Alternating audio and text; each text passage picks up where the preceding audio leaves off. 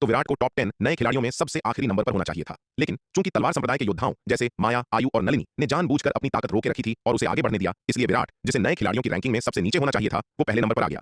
मध्य महाद्वीप युद्ध कला प्रतियोगिता का पहला भाग दांव संघ 3 प्राचीन परिवारों और 5 प्रमुख संप्रदायों के लिए शिष्य भर्ती करने का मौका है। जो योद्धा इस टूर्नामेंट में असाधारण प्रदर्शन करते हैं, उन पर विभिन्न संप्रदायों की नजर पड़ती है और उन्हें शिष्य के रूप में भर्ती किया जाता है। जो लोग नए खिलाड़ियों की रैंकिंग के टॉप 10 में जगह बना पाते हैं, उन्हें न केवल इन संप्रदायों में प्रवेश मिलता है, बल्कि बेहद कीमती इनाम भी मिलते हैं। इन इनामों में मध्य महाद्वीप युद्ध कला प्रतियोगिता के दूसरे भाग में भाग लेने का मौका शामिल है, जिससे वे अपनी मर्जी से तीनों गुटों में से किसी को भी चुन सकते हैं। इसके साथ ही उन्हें खजाने के रूप में भारी इनाम भी मिलते हैं। रैंकिंग में टॉप 10 में आने वाले योद्धाओं को एक 9वीं रैंक का निचली श्रेणी का जादुई हथियार और 10 अरब 8वीं रैंक के आध्यात्मिक पत्थर मिलेंगे। जो टॉप 3 में जगह बनाएंगे, उन्हें 9वीं रैंक का मध्यम श्रेणी का जादुई हथियार और 50 अरब 8वीं रैंक के आध्यात्मिक पत्थर मिलेंगे। और जो योद्धा रैंकिंग में पहले नंबर पर आएगा, उसके इनाम तो और भी शानदार हैं। एक 9वीं रैंक का उच्च श्रेणी का जादुई हथियार और एक 100 अरब 8वीं रैंक के आध्यात्मिक पत्थर। रैंकिंग में नंबर 1 बनने का मतलब है कि उस योद्धा के पास पल भर में इतनी दौलत आ जाएगी जितनी आरोहण लोक के किसी शिखर विशेषज्ञ के पास होती है। ये बेहद कीमती इनाम किसी भी आरोहण लोक के विशेषज्ञ के लिए भी लालच का कारण बन सकते थे। हालांकि विराट के लिए, जो पहले से ही बेहद अमीर था, यह रकम सागर में एक बूंद के बराबर थी। उसके स्वर्ण ड्रैगन अवतार ने विशाल मैदानी इलाके के नीचे मौजूद प्राचीन ड्रैगन महल के खंडहरों से पहले ही 200 से ज्यादा 9वीं रैंक के उच्च श्रेणी के जादुई खजाने, 30 से ज्यादा 9वीं रैंक के सर्वोत्तम श्रेणी के जादुई खजाने और यहां तक कि 20 अर्धचरण आदि शक्ति अस्त्र हासिल कर लिए थे। नए खिलाड़ियों की रैंकिंग में नंबर 1 आने का इनाम विराट की विशाल संपत्ति के सामने कुछ भी नहीं था। बेशक इनाम छोटा ही सही, पर मुफ्त का माल कौन छोड़ता है। चूंकि उसे यह अतिरिक्त इनाम मिल रहा था, तो विराट ने स्वाभाविक रूप से मना नहीं किया और खुशी-खुशी इसे स्वीकार कर लिया। मैदान के उत्तर की ओर बने मंडप की तीसरी मंजिल पर ठाकुर परिवार के युवा मालिक ठाकुर विक्रम सिंह ने मैदान में खड़े विराट की ओर देखा। उसकी आंखें तुरंत सिकुड़ गईं और उनमें एक ठंडी चमक आ गई। एल्डर फणीश्वर, विक्रम सिंह ने एल्डर फणीश्वर की ओर मुड़ते हुए कहा, दांव संघ के नियमों के अनुसार अगर कोई प्रतियोगिता के परिणाम से सहमत नहीं है, तो दांव संघ 3 प्राचीन परिवारों और 5 प्रमुख संप्रदायों के शिष्य रैंकिंग में पहले नंबर के योद्धा को चुनौती दे सकते हैं, है ना? बिल्कुल सही, एल्डर फणीश्वर ने सिर हिलाया। लेकिन चुनौती देने वाला योद्धा आरोहण लोक से नीचे के स्तर का होना चाहिए और पृथ्वी योद्धा सूची के टॉप 100 में शामिल नहीं होना चाहिए। मध्य महाद्वीप युद्ध कला प्रतियोगिता की रैंकिंग में पहले नंबर पर आने वाले योद्धा को बहुत शानदार इनाम मिलते हैं, लेकिन इसके बदले में उन्हें परीक्षाओं और चुनौतियों का सामना भी करना पड़ता है। दांव संघ के नियमों के मुताबिक अगर किसी को परिणाम पर आपत्ति है, तो वो नंबर 1 योद्धा को चुनौती दे सकता है। हालांकि शर्त यह है कि चुनौती देने वाला आरोहण लोक से नीचे हो और पृथ्वी योद्धा सूची के टॉप 100 में न हो। पृथ्वी योद्धा सूची के टॉप 100 विशेषज्ञ आरोहण लोक के मध्य चरण के विशेषज्ञ के बराबर ताकत रखते हैं। अगर ऐसे विशेषज्ञ नए खिलाड़ी को चुनौती देंगे, तो यह उस नए खिलाड़ी के साथ सरासर नाइंसाफी होगी। बहुत बढ़िया, हमारा ठाकुर परिवार इस साल के नंबर 1 खिलाड़ी को चुनौती देगा, विक्रम सिंह ने शांत भाव से कहा। विक्रम सिंह, तुम क्या करने की कोशिश कर रहे हो? यह सुनते ही दिव्य पवन महल की स्वामिनी महारानी रेणुका ने तुरंत विक्रम सिंह को घूरा और ठंडे स्वर में कहा, हाँ, मैं क्या करने की कोशिश कर रहा हूं? तुम्हें क्या लगता है? विक्रम सिंह ने उपहास के साथ कहा। जब तक दांव संघ के नियमों का पालन किया जा रहा है, महारानी रेणुका चाहे कितनी भी नाराज हो, वो सिर्फ तमाशा देख सकती हैं, वरना यह दांव संघ के नियमों को खुली चुनौती होगी। दांव संघ के नियमों को चुनौती देने का मतलब है दांव संघ से दुश्मनी मोल लेना, और जो कोई ऐसा करने की हिम्मत करता है, उसका अंजाम अच्छा नहीं होता, खासकर उन जैसे विशेषज्ञों के लिए जो मानव शक्ति के शिखर पर हैं। वो तो यह भी उम्मीद कर रहा था कि महारानी रेणुका बीच में दखल दें, ताकि दांव संघ वाले खुद ही इस औरत से निपट लें और उसे उंगली भी न उठानी पड़े। कुंवर विक्रम सिंह, आपका ठाकुर परिवार इस साल के नंबर 1 खिलाड़ी को चुनौती देने के लिए किसे भेजना चाहता है? एल्डर फणीश्वर ने विक्रम सिंह से पूछा। उनका इसे रोकने का कोई इरादा नहीं था। आखिरकार यह सब दांव संघ के नियमों के भीतर था और कोई भी इसके लिए उनकी आलोचना नहीं कर सकता था। एल्डर फणीश्वर दांव संघ के भीतर शांति गुट के एक प्रमुख सदस्य थे और विराट के पिता सूर्यवीर के प्रति उनकी राय अच्छी नहीं थी। जब सूर्यवीर दांव संघ में थे, तो वे युद्ध के सबसे कट्टर समर्थकों में से एक थे और सबसे उग्र स्वभाव के माने जाते थे। इसलिए जब सूर्यवीर दांव संघ में थे, तो उनका और शांति गुट का रिश्ता तेल और पानी जैसा था। यही कारण था कि जब 3 प्राचीन परिवारों ठाकुर और जयपाल परिवारों के योद्धा सूर्यवीर का शिकार कर रहे थे, तो दांव संघ के भीतर कई लोगों ने हस्तक्षेप करने का विरोध किया था। उनका मानना था कि यह सूर्यवीर की निजी दुश्मनी है और दांव संघ को इसमें नहीं पड़ना चाहिए। इसी वजह से सूर्यवीर शुरुआत में अकेले और बेबस पड़ गए थे। यह तब तक चला जब तक सूर्यवीर ने ठाकुर और जयपाल परिवारों के कई आरोहण लोक के शिखर विशेषज्ञों को बुरी तरह घायल नहीं कर दिया और यहां तक कि 5 को मार डाला। इसके बाद जयपाल परिवार के मुखिया को खुद हस्तक्षेप करना पड़ा, तब जाकर उपाध्यक्ष दिवाकर को हस्तक्षेप करने का बहाना मिला। अब मध्य महाद्वीप युद्ध कला प्रतियोगिता में सूर्यवीर के बेटे से सामना होने पर एल्डर फणीश्वर उसे मुश्किल में देखकर खुश थे। बेशक दांव संघ की एल्डर परिषद के सदस्य के रूप में भले ही उन्हें सूर्यवीर से शिकायत थी, वे खुद विराट का सामना नहीं करेंगे, जो अभी केवल लघु महान क्षेत्र के अंतिम चरण में था, वरना न केवल उनकी आलोचना होगी, बल्कि लौटने पर दांव संघ की एल्डर परिषद उन्हें जवाबदेह भी ठहराएगी। एल्डर्स का पद और शक्ति जितनी अधिक होती है, दांव संघ के नियम उनके लिए उतने ही सख्त हो जाते हैं। वरना अगर दांव संघ के ये एल्डर नियमों का पालन नहीं करेंगे और मनमानी करेंगे, तो दांव संघ के प्रमुख संप्रदायों में से कौन उनका अनुसरण करना चाहेगा? एल्डर फणीश्वर, निश्चिंत रहें, हमारे ठाकुर परिवार का जो शिष्य उसे चुनौती देगा, वह निश्चित रूप से आरोहण लोक से नीचे है और पृथ्वी योद्धा सूची के टॉप 100 में नहीं है, विक्रम सिंह ने एक शांत मुस्कान के साथ कहा। फिर विक्रम सिंह ने अपने विचारों को मानसिक संदेश के जरिए मंडप की दूसरी मंजिल तक पहुंचाया और वहां मौजूद ठाकुर परिवार के एक शिष्य ठाकुर विक्रमजीत से कहा, विक्रमजीत, तुम इस साल की रैंकिंग के नंबर 1 को चुनौती देने के लिए ठाकुर परिवार का प्रतिनिधित्व करो। इस बार कोई रहम मत करना, उस छोटे जानवर को सीधे जान से मार डालो, सारे अंजाम की जिम्मेदारी मैं लूंगा। हालांकि विराट ने इस बार रैंकिंग में पहला स्थान हासिल किया था, लेकिन उसकी रैंकिंग पर बहुत सवालिया निशान थे। वह युवराज काल जैसे स्तर के योद्धा को भी नहीं हरा सका था। विक्रमजीत की चुनौती उसके लिए काफी से भी ज्यादा थी। युवराज काल पृथ्वी योद्धा सूची में केवल 395वें स्थान पर थे, जबकि विक्रमजीत 317वें स्थान पर थे। विराट, जो 395वें रैंक वाले युवराज काल को भी नहीं हरा सका, उसके लिए 317वें रैंक वाले विक्रमजीत के हाथों मरना कोई मुश्किल काम नहीं होगा। हालांकि विक्रम सिंह विराट को जान से मारने के लिए बेताब था, लेकिन वह ठाकुर परिवार की बहुत ज्यादा किरकिरी नहीं कराना चाहता था। विराट की साधना केवल लघु महान क्षेत्र के अंतिम चरण में थी। अगर वे विराट को चुनौती देने के लिए ठाकुर परिवार के किसी बहुत ताकतवर शिष्य को भेजते, तो भले ही विराट मारा जाता, फिर भी विवाद खड़ा होता। मामले को संभालने के लिए विक्रमजीत का होना ज्यादा उचित था। आखिरकार क्या विराट इस साल की रैंकिंग में शीर्ष नवागंतुक नहीं था? ठाकुर परिवार के लिए अपने 317वें रैंक वाले शिष्य को उसे चुनौती देने के लिए भेजना कोई बहुत बड़ा अपमान नहीं था। अगर विराट इस बार रैंकिंग में पहले नंबर पर ना आया होता तो विक्रम सिंह के पास उससे निपटने का कोई अच्छा तरीका नहीं होता, भले ही वह चाहता। आखिरकार दिव्य पवन महल उस छोटे जानवर की रक्षा के लिए दृढ़ था, इसलिए उसकी सभी हरकतों को दांव संघ के नियमों का पालन करना था, वरना यह ठाकुर परिवार और दिव्य पवन महल के बीच सीधा टकराव होता। हालांकि ठाकुर परिवार दिव्य पवन महल से डरता नहीं था, लेकिन वे इस मामले में नैतिक आधार खोना बर्दाश्त नहीं कर सकते थे। आखिरकार यहाँ सिर्फ ठाकुर परिवार और दिव्य पवन महल ही नहीं थे, दांव संघ, अन्य 2 महान परिवार और 4 प्रमुख संप्रदाय भी थे, जिनमें रत्न भंडार संप्रदाय और स्वर लहरी आश्रम शामिल थे। अगर वे इतने लोगों के सामने खुलेआम दांव संघ के नियमों का उल्लंघन करते तो ठाकुर परिवार के युवा मालिक के रूप में भी वह गहरी मुसीबत में पड़ जाता। लेकिन विराट की ताकत की कमी और फिर भी उसका पहले नंबर पर होना विक्रम सिंह को वार करने का मौका दे गया, वरना अगर वह विराट से निपटना चाहता तो उसे प्रतियोगिता के दूसरे भाग का इंतजार करना पड़ता और ठाकुर परिवार के योद्धाओं से गुप्त रूप से हमला करवाना पड़ता। उत्तरी मंडप की दूसरी मंजिल पर मौजूद ठाकुर विक्रमजीत विराट की जीत से बेहद नाखुश था। उसे विराट ने 2 बार अपमानित किया था, एक बार रत्न भंडार कंपनी की नीलामी में और फिर कुंवर ललित की दावत में, और वह लंबे समय से उसके प्रति नफरत पाल रहा था। हालांकि विराट आमतौर पर दिव्य पवन महल के निवास पर रहता था, या जब वह बाहर जाता था तो उसके साथ हमेशा दिव्य पवन महल की युवा स्वामिनी या वैदेही जैसी शक्तिशाली हस्तियां होती थीं, इसलिए उसे कभी हमला करने का मौका नहीं मिला और वह केवल सहन कर सकता था। लेकिन अब विक्रम सिंह का आदेश सुनते ही विक्रमजीत खुशी से झूम उठा। आखिरकार उसे इस छोटे जानवर से निपटने का मौका मिल ही गया। जी युवा मालिक। विक्रम सिंह का आदेश मिलने के बाद विक्रमजीत ने तुरंत मानसिक संदेश से जवाब दिया। वह पूरी प्रतियोगिता के दौरान विराट को बारीकी से देख रहा था और विराट की ताकत को अच्छी तरह जानता था। अपनी शक्ति के साथ विराट को मारना एक आसान काम होगा। इसके साथ ही विक्रमजीत सीधे उत्तरी मंडप की दूसरी मंजिल से उड़ता हुआ बाहर आया, अखाड़े के ऊपर मंडराया और नीचे विराट पर चिल्लाया, विराट, मेरे ठाकुर परिवार को तुम्हारे नंबर 1 बनने पर आपत्ति है। ठाकुर परिवार की ओर से मैं तुम्हें चुनौती देता हूं। विराट हक्का बक्का रह गया। उसने विक्रमजीत पर एक नजर डाली, उसकी आंखों में उलझन थी। इस बंदे का क्या मतलब है? वह प्रतियोगिता के पहले भाग में भागीदार नहीं था तो वह उसे चुनौती क्यों दे रहा है? यह देखकर कार्यक्रम की अध्यक्षता कर रहे एल्डर जगमोहन ने तुरंत विराट को समझाया, दांव संघ के नियमों के अनुसार यदि किसी को पहले स्थान के परिणाम पर कोई आपत्ति है तो वह पहले स्थान के योद्धा को चुनौती दे सकता है। अब ठाकुर परिवार तुम्हारे पहले स्थान प्राप्त करने के परिणाम से सहमत नहीं है, इसलिए वे तुम्हें चुनौती देना चाहते हैं। केवल इस चुनौती को जीतकर ही तुम वास्तव में पहले स्थान के रूप में अपना पद सुरक्षित कर सकते हो। यह सुनकर विराट को आखिरकार समझ आ गया। प्रतियोगिता के पहले भाग में वास्तव में यह नियम था। कितनी बदकिस्मती! अगर उसे यह पता होता तो वह इस तथाकथित नंबर 1 के पचड़े में पड़ता ही नहीं। क्या मैं यह चुनौती छोड़ सकता हूं? विराट ने एल्डर जगमोहन से पूछा। छोड़ना संभव है, लेकिन यदि तुम छोड़ देते हो तो तुम न केवल नंबर 1 की योग्यता खो दोगे, बल्कि तुम टॉप 10 के सभी इनाम भी खो दोगे। एल्डर जगमोहन ने समझाया। आपका क्या मतलब है? टॉप 10 के सभी इनाम खोने से आपका क्या मतलब है? विराट ने तुरंत पूछा। अगर बात सिर्फ उन खजानों के इनाम खोने की होती तो उसे वास्तव में परवाह नहीं होती।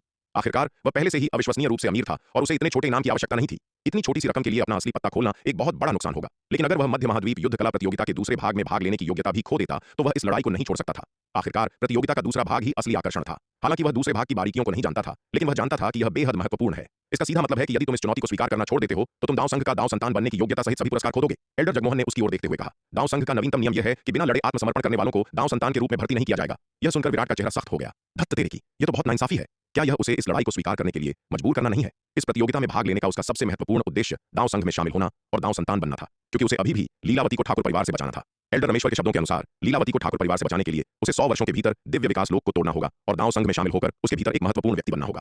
तभी उसके पास ऐसा मौका होगा। यदि वह दांव संघ का दांव संतान बनने की योग्यता खो देता तो प्रतियोगिता में भाग लेने का उसका सबसे महत्वपूर्ण लक्ष्य बर्बाद हो जाता, जिसे विराट किसी भी हालत में स्वीकार नहीं कर सकता था। क्योंकि ऐसी बात है तो चलो शुरू करते हैं, विराट ने कुछ बेबसी से कहा। ऐसा लग रहा था कि वह वास्तव में इस बार अपनी ताकत छिपाना जारी नहीं रख सकता था। विक्रमजीत पृथ्वी योद्धा सूची में 317वें स्थान पर थे और उसकी ताकत बिल्कुल भी कमजोर नहीं थी। कम से कम युवराज काल और व्यवस्वान से तो बहुत ज्यादा मजबूत थी। विक्रमजीत को हराने के लिए उसे अपनी असली ताकत का इस्तेमाल करना ही होगा। वास्तव में प्रतियोगिता में भाग लेने के बाद से विराट ने अपनी असली ताकत नहीं दिखाई थी, जिसमें युवराज काल और व्यवस्वान का सामना करते समय जानबूझकर हार मानना भी शामिल था। अगर वह वास्तव में पूरी ताकत लगा देता तो व्यवस्वान और युवराज काल उसे हरा नहीं पाते। हालांकि व्यवस्वान और युवराज काल जैसे विशेषज्ञों को हराने के लिए उसे काफी ताकत लगानी पड़ती। अखाड़े के उत्तर में मंडप की तीसरी मंजिल पर महारानी रेणुका ने देखा कि विक्रम सिंह ने वास्तव में पृथ्वी योद्धा सूची में 317वें स्थान पर काबिज विक्रमजीत को विराट को चुनौती देने के लिए भेजा है, और उन्होंने आगे कुछ नहीं कहा। हालांकि उन्हें पूरी तरह से यकीन नहीं था कि विराट वास्तव में कितना शक्तिशाली है, लेकिन वह जानती थी कि विक्रमजीत जैसे तुच्छ व्यक्ति के लिए उसे आसानी से हराना बिल्कुल असंभव था। कम से कम भले ही विराट जीत न सके, वह अपनी रक्षा कर सकता था। जब तक विराट की जान को कोई खतरा नहीं था, उन्हें इस बात की ज्यादा परवाह नहीं थी कि वह यह लड़ाई जीतता है या हारता है। भले ही विराट अंततः दांव संघ में प्रवेश करने और उसका दांव संतान बनने में विफल हो जाए, महारानी रेणुका की नजर में यह वास्तव में मायने नहीं रखता था। उनकी वर्तमान स्थिति के साथ यदि उनके पास नागदंत चावल का वही स्तर होता जो विराट ने पहले हर दिन प्रदान किया था, तो वह आधिकारिक तौर पर ज्यादा से ज्यादा 1 या 2 महीनों में दिव्य विकास लोक को तोड़ सकती थी। सिर्फ वही नहीं, एल्डर योग्यता भी उसी कश्ती में थी। तलवार संप्रदाय ने पहले ही नागदंत चावल की बड़े पैमाने पर खेती शुरू कर दी है।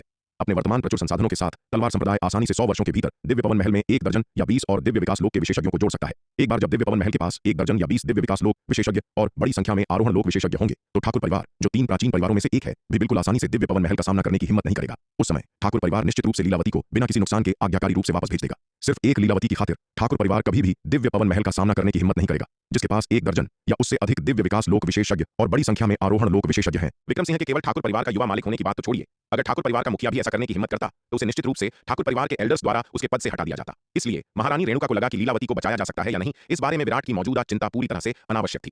जब तक विराट किसी भी कीमत पर दिव्य पवन महल का समर्थन करने को तैयार है, उन्हें भरोसा है कि 100 साल तो क्या, अगले 20 या 30 सालों में ही वह ठाकुर परिवार को लीलावती को आज्ञाकारी रूप से वापस भेजने के लिए मजबूर कर सकती है। दिव्य पवन महल के पास अब केवल विकास के लिए समय की कमी है। अगर पर्याप्त समय दिया जाए और तलवार संप्रदाय द्वारा प्रदान किए गए संसाधनों के साथ 5 प्रमुख संप्रदायों का मुखिया बनना कोई मुद्दा नहीं है। यहां तक कि एक और दांव संघ बनाना भी पूरी तरह से पहुंच के भीतर होगा।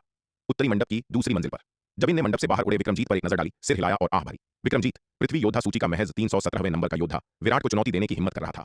वह सचमुच खुद को अपमानित कर रहा था। विराट कौन था? यह लड़का दिखावे का उस्ताद था। क्या उन्हें वास्तव में लगता था कि प्रतियोगिता में उसने जो ताकत दिखाई थी वह उसकी असली ताकत थी? यह अविश्वसनीय रूप से भोलापन था। ठाकुर परिवार युमेश शाही शहर में बहुत देर से पहुंचा और उन्हें कोई अंदाजा नहीं था कि वहां पहले क्या हुआ था। जहां तक विक्रम सिंह की बात है, ठाकुर परिवार के युवा मालिक और आरोहण लोक के शिखर पर स्थित एक शीर्ष विशेषज्ञ के रूप में वह लघु महान क्षेत्र के अंतिम चरण के एक तुच्छ कीड़े को गंभीरता से कैसे ले सकता था? बेवजह विराट की पृष्ठभूमि की जांच करना तो दूर की बात थी, प्रतियोगिता आधिकारिक रूप से शुरू होने से पहले उसे यह भी नहीं पता था कि विराट का अस्तित्व है। जब उसने देखा कि विराट सूर्यवीर जैसा दिखता है, तब उसने उस पर ध्यान दिया। विराट के बारे में वह जो कुछ भी जानता था वह सब प्रतियोगिता में जो देखा और सुना था उस पर आधारित था। वह विराट को जबिन की तरह अच्छी तरह से कैसे जान सकता था जिसने उसके साथ अनगिनत बार व्यवहार किया था? जहां तक विक्रमजीत की बात है, विराट के बारे में उसकी समझ भी बहुत सीमित थी, विक्रम सिंह से ज्यादा नहीं। जब उसने देखा कि विराट युवराज काल जैसे योद्धा को भी नहीं हरा सका, तो उसने निष्कर्ष निकाला कि विराट की ताकत कुछ खास नहीं थी। अगली लड़ाई ने सभी का ध्यान खींचा। प्रतियोगिता का पहला भाग सैद्धांतिक रूप से समाप्त हो गया था। विराट को छोड़कर सभी अखाड़े से जा चुके थे। केवल विराट और विक्रमजीत ही अखाड़े के पूरे 1 लाख मील के दायरे में बचे थे। एल्डर जगमोहन ने अखाड़े के रक्षात्मक व्यूह को सक्रिय किया और दोनों के लड़ने के लिए पूरे 1 लाख मील के क्षेत्र को खोल दिया। मुकाबला शुरू। एल्डर जगमोहन ने मेजबान और रेफरी के रूप में दोनों पक्षों के तैयार होने के बाद आदेश दिया। अखाड़े में विक्रमजीत ने अपने सामने खड़े विराट को घूरा। उसकी आंखों में पागलपन और दरिंदगी की झलक थी। उसकी नजरें जल रही थीं और उसने अपने होठों को चाटा, क्रूरता से मुस्कुराते हुए कहा, छोटे जानवर, आखिरकार तुझे तेरा मुकाबला मिल ही गया। अगर तू अभी घुटने टेक कर भीख मांगे तो मैं तुझे जल्दी मौत दे सकता हूं, वरना मैं तुझे वो अनुभव कराऊंगा जिसका मतलब है मौत की कामना करना। विराट ने उस पर एक नजर डाली और उदासीनता से कहा, बकवास बंद करो। क्या तुम जैसे पागल कुत्ते काटने से पहले हमेशा भौंकते हैं? विराट की बातों से विक्रमजीत का चेहरा सख्त हो गया। फिर एक भयानक रूप में मुड़ गया और उसने कहा, छोटे जानवर, लगता है तुझे अपनी मौजूदा हालत समझ नहीं आ रही। ठीक है, जब मैं तुझे पीट पीट कर रौंद दूंगा तब देखूंगा कि तेरी हड्डियां अब भी इतनी मजबूत हैं या नहीं। इससे पहले कि वह अपनी बात पूरी कर पाता, एक पल में उसके सामने हरी रोशनी का एक धुंधला सा साया दिखाई दिया। तुरंत बाद विक्रमजीत ने अपने शरीर पर एक अविश्वसनीय रूप से भयानक ताकत को टकराते हुए महसूस किया। यह देखकर विक्रमजीत तुरंत भयभीत हो गया। उसने उम्मीद नहीं की थी कि विराट इतना तेज होगा, पल भर में उसके सामने आ जाएगा। क्योंकि उसने विराट को कम करके आंका था और बिल्कुल भी तैयार नहीं था, वह विराट के अचानक हमले पर प्रतिक्रिया भी नहीं कर सका और सीधे विराट के मुक्के की चपेट में आ गया। एक कान फाड़ देने वाले धमाके के साथ विक्रमजीत इस अविश्वसनीय रूप से भारी मुक्के को खाने के बाद तोप के गोले की तरह पीछे की ओर उड़ गया। उसका शरीर हजारों मील पीछे उड़ गया और उसने मुंह से खून की एक उल्टी की। उसका अर्ध 9वीं रैंक का रक्षात्मक लबादा विराट के मुक्के से चकनाचूर हो गया। गनीमत थी कि लबादे ने कुछ सुरक्षा प्रदान की थी, वरना विराट का मुक्का ही उसे गंभीर रूप से घायल करने के लिए काफी होता। इस अर्ध 9वीं रैंक के जादुई खजाने के रक्षात्मक लबादे के कुछ सुरक्षा प्रदान करने के बावजूद विक्रमजीत गंभीर रूप से घायल हो गया था। यह देखकर कि विक्रमजीत को उसका मुक्का खाने के बाद केवल खून की उल्टी हुई है और उसकी चोट बहुत ज्यादा गंभीर नहीं है, विराट अपनी आंखों में आश्चर्य की झलक दिखाए बिना नहीं रह सका। इस बंदे की शारीरिक ताकत काफी प्रभावशाली है, वरना उस अर्ध 9वीं रैंक के रक्षात्मक लबादे द्वारा उसके मुक्के की अधिकांश ताकत को रोकने के बावजूद एक साधारण अर्धचरण आरोहण लोक का योद्धा निश्चित रूप से अधमरा हो जाता। पृथ्वी योद्धा सूची में 317वां स्थान। कोई आश्चर्य नहीं कि वह 317वें स्थान पर है। कोई भी जो इतनी ऊंची रैंकिंग तक पहुंच सकता है वह कोई साधारण व्यक्ति नहीं है। विराट फिर से आगे बढ़ा और विक्रमजीत पर एक और मुक्का जड़ दिया। हालांकि इस बार एक बड़ा झटका खाने के बाद विक्रमजीत तैयार था। उसे केवल क्षणिक लापरवाही के कारण नुकसान उठाना पड़ा था। वह आमने सामने के मुकाबले में विराट से नहीं डरता था, इसलिए विराट के मुक्के का सामना करते हुए विक्रमजीत न तो हटा और न ही बचा, सीधे अपनी मुट्ठी के साथ उससे भिड़ गया। धड़ाम, दोनों मुट्ठियां टकराईं, जिससे एक कान फाड़ देने वाला गर्जन हुआ। भयानक ऊर्जा की लहरें सुनामी की तरह सभी दिशाओं में फैल गईं। इस सीधी टक्कर ने विराट और विक्रमजीत दोनों को हजारों मील पीछे धकेल दिया। हालांकि विराट ज्यादा पीछे गया। साफ तौर पर इस आदान प्रदान में विराट थोड़ा कमजोर था।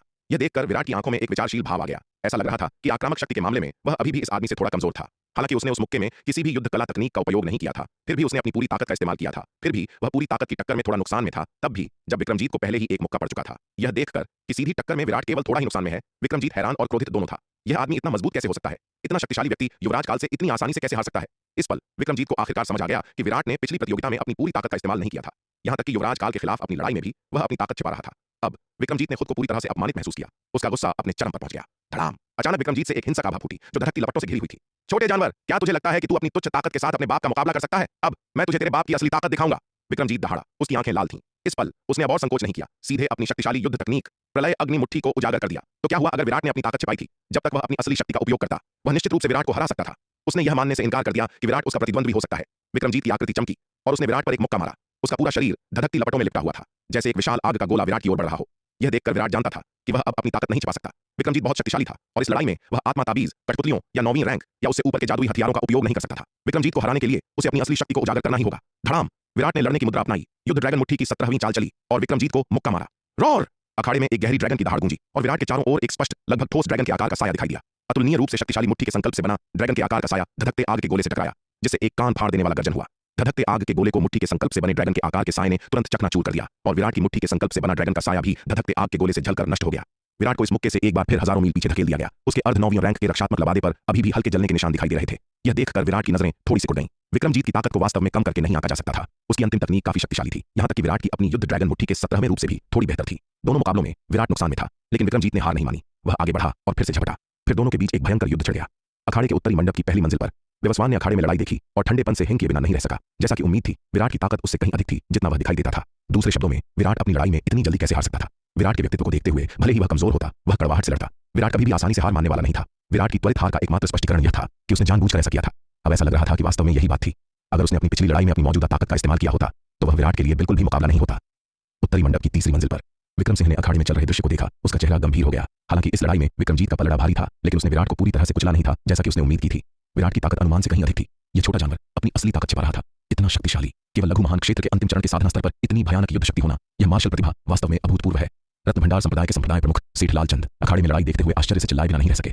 वास्तव में बहुत शक्तिशाली, इतनी भयानक युद्ध शक्ति मैंने अपने पूरे जीवन में न कभी देखी और न ही सुनी।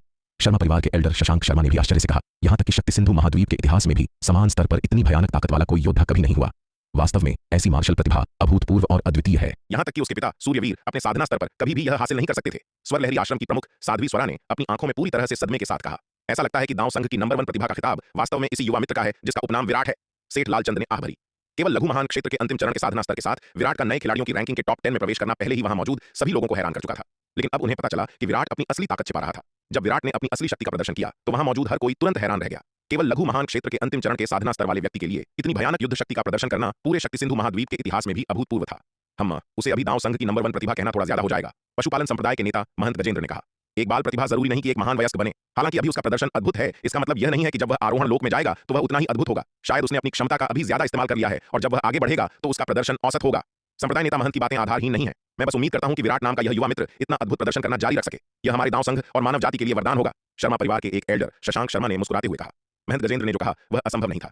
ऐतिहासिक रूप से कई मार्शल आर्ट प्रतिभाएं रही हैं जिन्होंने शुरू में असाधारण प्रतिभा प्रदर्शित की, लेकिन बाद में सहन शक्ति की कमी हो गई और वे औसत दर्जे के हो गए। इसके विपरीत कुछ देर से खेलने वाली मार्शल आर्ट प्रतिभाओं ने सामान्य शुरुआती प्रदर्शन दिखाया, लेकिन जैसे जैसे वे आगे बढ़े उनकी सहन शक्ति मजबूत होती गई, उनकी साधना बढ़ती गई और वे अविश्वसनीय रूप से अद्भुत होते गए। ये दोनों स्थितियां शक्ति सिंधु महाद्वीप के इतिहास में असामान्य नहीं है। इसलिए यह निष्कर्ष निकालना वास्तव में जल्दबाजी है कि विराट दांव संघ की नंबर 1 प्रतिभा है। आखिरकार विराट वर्तमान में केवल लघु महान क्षेत्र के अंतिम चरण में है। उसके आगे अभी भी 2 प्रमुख बाधाएं हैं, महान क्षेत्र और आरोहण लोक। कोई भी निर्णय लेने से पहले हमें उसके इन 2 बाधाओं को पार करने का इंतजार करना चाहिए। हालांकि विराट की मार्शल आर्ट प्रतिभा के साथ महान क्षेत्र और आरोहण लोक को तोड़ना बहुत मुश्किल नहीं होना चाहिए। कोई भी गारंटी नहीं दे सकता कि कोई अप्रत्याशित घटना नहीं होगी। यदि विराट सुचारू रूप से आरोहण लोक में प्रवेश करना जारी रख सकता है और उसी स्तर पर अपनी वर्तमान युद्ध शक्ति बनाए रख सकता है तो यह निश्चित रूप से मानव जाति के लिए एक महान वरदान होगा। उस समय दांव संघ के पास उपाध्यक्ष दिवाकर जैसी एक और शख्सियत हो सकती है, या विराट की उपलब्धियां उपाध्यक्ष दिवाकर की उपलब्धियों को भी पार कर सकती हैं। शशांक शर्मा की बातें सुनकर सब खामोश हो गए। आखिरकार शशांक शर्मा ने दांव संघ की भलाई और मानव जाति के भाग्य का आह्वान किया था। इस समय विराट के बारे में बुरा बोलने की हिम्मत कौन करेगा? अब ऐसा करना दांव संघ और मानव जाति के भविष्य को अस्वीकार करने जैसा माना जाएगा। जयपाल परिवार के 9वें एल्डर प्रहलाद अखाड़े में नीले वस्त्र पहने आकृति को एकटक देख रहे थे। उन्हें उम्मीद नहीं थी कि सूर्यवीर के बेटे के पास इतनी भयानक मार्शल आर्ट प्रतिभा होगी जो उसके पिता से भी आगे निकल जाएगी। अगर यह लड़का आसानी से बड़ा हो गया तो वह निस्संदेह सूर्यवीर से भी अधिक भयानक व्यक्ति बन जाएगा। इसके अलावा अपनी प्रतिभा के साथ उसके दिव्य विकास लोक को तोड़ने की संभावना बहुत अधिक थी। इस लड़के को जीने की अनुमति बिल्कुल नहीं दी जा सकती थी, वरना एक बार जब वह बड़ा हो गया तो जयपाल परिवार के लिए खतरा बहुत बड़ा होगा। मध्य महाद्वीप युद्ध कला प्रतियोगिता के बाद के हिस्से के दौरान जयपाल परिवार के शिष्यों को गुप्त रूप से इस लड़के को खत्म करना होगा। दर्शक अखाड़े में लड़ाई देखते हुए सभी अपने अपने विचारों में मग्न थे। अखाड़े में विक्रमजीत विराट की सुरक्षा को तोड़ने में असमर्थ तेजी से अधीर हो गया। उसने शुरू में सोचा था कि वह शुरुआत से ही विराट को आसानी से हरा सकता है, लेकिन चीजें अलग तरह से सामने आईं। विराट की ताकत उसकी कल्पना से कहीं अधिक थी। अब अपनी पूरी ताकत के साथ भी वह केवल विराट को दबा सकता था, उसे हरा नहीं सकता था। इस डर से विराट को हराना ही काफी मुश्किल होगा, उसे मारना तो दूर की बात है। विक्रमजीत जितना अधिक लड़ता उतना ही अधिक उत्तेजित होता जाता। अपने अत्यधिक क्रोध और निराशा में उसने अचानक एक शक्तिशाली गुप्त तकनीक को सक्रिय किया, जिससे उसकी ताकत तुरंत दोगुनी से अधिक हो गई। इस तकनीक का उपयोग करने और अपनी शक्ति को बहुत बढ़ाने के बाद विराट तुरंत गंभीर खतरे में पड़ गया। यह देखकर विराट ने उपहास किया, तुम्हें क्या लगता है कि गुप्त तकनीकों का उपयोग करना केवल तुम ही जानते हो? इसके साथ ही विराट ने अनंत परम रक्तवंश के कौशल रक्त दहन को उजागर कर दिया, जिससे उसकी रक्तवंश शक्ति का 2/3 हिस्सा तुरंत जल गया और उसकी ताकत अचानक दोगुनी हो गई। इस लड़ाई में चूंकि आत्मा ताबीजों का उपयोग निषिद्ध था, विराट केवल अपनी ताकत बढ़ाने के लिए रक्त दहन गुप्त तकनीक का उपयोग कर सकता था और अपनी शक्ति बढ़ाने के लिए महाशक्ति ताबीज का उपयोग नहीं कर सकता था। विराट द्वारा रक्त दहन गुप्त तकनीक का उपयोग करने के बाद ताकत में वृद्धि विक्रमजीत की तुलना में भी अधिक थी। विक्रमजीत की गुप्त तकनीक ने उसकी ताकत को केवल दोगुने से थोड़ा अधिक बढ़ाया, लेकिन विराट की रक्त दहन गुप्त तकनीक ने उसकी ताकत को सीधे दोगुना कर दिया। यह केवल इसलिए था क्योंकि विराट बहुत अधिक ध्यान आकर्षित नहीं करना चाहता था। उसने अपनी रक्तवंश शक्ति का केवल 10वां हिस्सा ही जलाया, वरना अगर उसने पूरी ताकत से रक्त दहन गुप्त तकनीक का इस्तेमाल किया होता, एक ही बार में अपनी रक्तवंश शक्ति का पूरा हिस्सा जला देता, तो उसकी ताकत एक ही पल में 10 गुना बढ़ जाती, जो विक्रमजीत को एक ही चाल में मारने के लिए काफी होती। हालांकि अगर उसने वास्तव में ऐसा किया होता तो यह उसके लिए अकल्पनीय मुसीबत लेकर आता। एक ऐसी गुप्त तकनीक का लालच जो किसी की ताकत को तुरंत 10 गुना बढ़ा सकती है, एक मार्शल आर्टिस्ट के लिए अकल्पनीय था। अनगिनत उच्च स्तरीय मार्शल आर्टिस्ट शायद उसे पकड़ने की कोशिश करते और उसे तकनीक का खुलासा करने के लिए मजबूर करते। उस समय महारानी रेणुका को भी उसकी रक्षा करने में कठिनाई होती। विराट द्वारा रक्त दहन गुप्त तकनीक का उपयोग करने के बाद स्थिति तुरंत उलट गई। विक्रमजीत जो विराट को दबा रहा था, अब वह था जिसे विराट दबा रहा था। यह देखकर विक्रमजीत हैरान और क्रोधित दोनों था। इस डर से वह इस लड़ाई को हारने के लिए अभिशप्त था, जिसे वह किसी भी हालत में स्वीकार नहीं कर सकता था। अगर वह आज हार गया तो वह ठाकुर परिवार के लिए शर्मिंदगी लाएगा। न केवल विक्रम सिंह उसे नहीं बख्शेगा, बल्कि पूरा परिवार भी उसे कड़ी सजा देगा। उसका भाग्य अत्यंत दुखद होगा। इसलिए यह लड़ाई केवल जीती जा सकती थी, हारी नहीं। यह सोचते हुए विक्रमजीत ने अपने दांत भींच लिए और दहाड़ा। छोटे जानवर, तूने मुझे इसके लिए मजबूर किया, मैं तुझसे मौत तक लड़ूंगा। इसके साथ ही विक्रमजीत की आंखें लाल हो गईं और उसका चेहरा गुस्से से विकृत हो गया, क्योंकि वह दहाड़ा गगनभेदी अग्नि। एक पल में विक्रमजीत के शरीर से एक अतुलनीय रूप से भयानक लौ निकली। धधकती लपटों ने उसके चारों ओर के स्थान को चकनाचूर कर दिया। यह समझना महत्वपूर्ण है कि उमेश शाही शहर के भीतर का स्थान पहले से ही अविश्वसनीय रूप से स्थिर था और अखाड़े का स्थान कई गुना प्रबलित और भी अधिक था। फिर भी विक्रमजीत के शरीर से निकलने वाली लपटों ने वास्तव में उसके चारों ओर के स्थान में काली दरारें डाली थीं, जो उसकी धरती लपटों की भयानक शक्ति को प्रदर्शित करती थीं। यह चाल विक्रमजीत का आखिरी उपाय थी। एक बार जारी होने के बाद उसे ठीक होने के लिए कम से कम कई महीनों की आवश्यकता होगी। विक्रमजीत ने अपनी मुट्ठी भींच ली और अनगिनत भयानक लपटें तुरंत उस पर जमा हो गईं। फिर उसने विराट पर मुक्का मारा। इस मुक्के में अपार शक्ति थी, जिससे आसपास स्थान सीधे ढह गया। यह देखकर विराट का चेहरा गंभीर हो गया। विक्रमजीत के मुक्के ने उसके लिए एक अत्यंत कड़ा खतरा पैदा कर दिया। विराट ने लापरवाह होने की हिम्मत नहीं की। उसने अपना हाथ खोला और एक 9वीं रैंक की लंबी तलवार जैसा हथियार उसकी मुट्ठी में दिखाई दिया। चूंकि इस लड़ाई में 9वीं रैंक या उससे ऊपर के जादुई हथियारों के उपयोग की अनुमति नहीं थी, इसलिए वह केवल संख्या पूरी करने के लिए अर्ध 9वीं रैंक के जादुई हथियार का उपयोग कर सकता था। हाथ में लंबी तलवार लिए विराट ने विक्रमजीत पर वार किया। बज! इस वार के साथ एक अतुलनीय रूप से भयानक और तेज तलवार की रोशनी विक्रमजीत के मुक्के से सीधे टकराई। जहां भी तलवार की रोशनी गुजरी, वहां का स्थिर स्थान सीधे तलवार से चीर दिया गया। जब विराट ने यह वार किया तो उसके हाथ में मौजूद अर्ध 9वीं रैंक का लंबी तलवार वाला जादुई हथियार तुरंत धूल में बिखर गया। यहां तक कि उसका हाथ, जिसकी ताकत 9वीं रैंक के निचले दर्जे के जादुई हथियार के बराबर थी, अब अनगिनत दरारों से टूट गया था। और जिस हाथ ने तलवार पकड़ रखी थी, वह लगभग पूरी तरह से उड़ गया था। भयानक तलवार के संकल्प ने मांस के अनगिनत टुकड़ों को साफ कर दिया था, जिससे पूरे हाथ पर केवल चमकती हुई सफेद हड्डी रह गई थी। इस तलवार के वार के साथ विराट ने सीधे सूर्य तलवार कला का तीसरा स्तर उजागर कर दिया। इस वार की भयानक शक्ति उससे कहीं अधिक थी, जिसे एक अर्ध 9वीं रैंक का जादुई हथियार झेल सकता था। और विराट को भी एक महत्वपूर्ण झटका लगा। अविश्वसनीय रूप से शक्तिशाली तलवार की रोशनी विक्रमजीत के मुक्के से टकराई। धड़ाम! अखाड़े में एक कान फाड़ देने वाला धमाका हुआ। भयानक बची हुई ऊर्जा सुनामी की तरह पूरे अखाड़े के 1 लाख मील के दायरे में फैल गई, जिससे अखाड़े का रक्षात्मक व्यूह लहरों की तरह हिलने लगा। टक्कर ने एक चमकदार रोशनी भी छोड़ी, जिससे आसपास के क्षेत्र से देख रहे कुछ निम्न स्तरीय मार्शल आर्टिस्ट अंधे हो गए। जब रोशनी छंट गई तो अखाड़े की स्थिति देखकर हर कोई हैरान रह गया। इतने अविश्वसनीय रूप से मजबूत अखाड़े को उस भयानक टक्कर से सैकड़ों मील व्यास वाले एक विशाल गड्ढे में उड़ा दिया गया था। यह समझना महत्वपूर्ण है कि इस अखाड़े का निर्माण शीर्ष श्रेणी की 8वीं रैंक की प्राकृतिक सामग्री का उपयोग करके किया गया था और कई संरचनाओं के अतिरिक्त सुदृढ़ीकरण के साथ यह अविश्वसनीय रूप से मजबूत था। यहां तक कि एक सामान्य अर्धचरण आरोहण लोक का योद्धा अपनी पूरी शक्ति के साथ अखाड़े की सतह को नुकसान पहुंचाने में मुश्किल पाएगा। हालांकि विराट और विक्रमजीत के बीच की टक्कर ने अखाड़े की जमीन में सैकड़ों मील व्यास का एक विशाल गड्ढा बना दिया था, जो उनके संघर्ष की भयानक शक्ति को प्रदर्शित करता था। जब सबने दोनों को करीब से देखा तो उन्होंने पाया कि विराट का पूरा दाहिना हाथ अनगिनत टेढ़ी मेढ़ी दरारों से फटा हुआ था और उसका हाथ हड्डी मात्र रह गया था।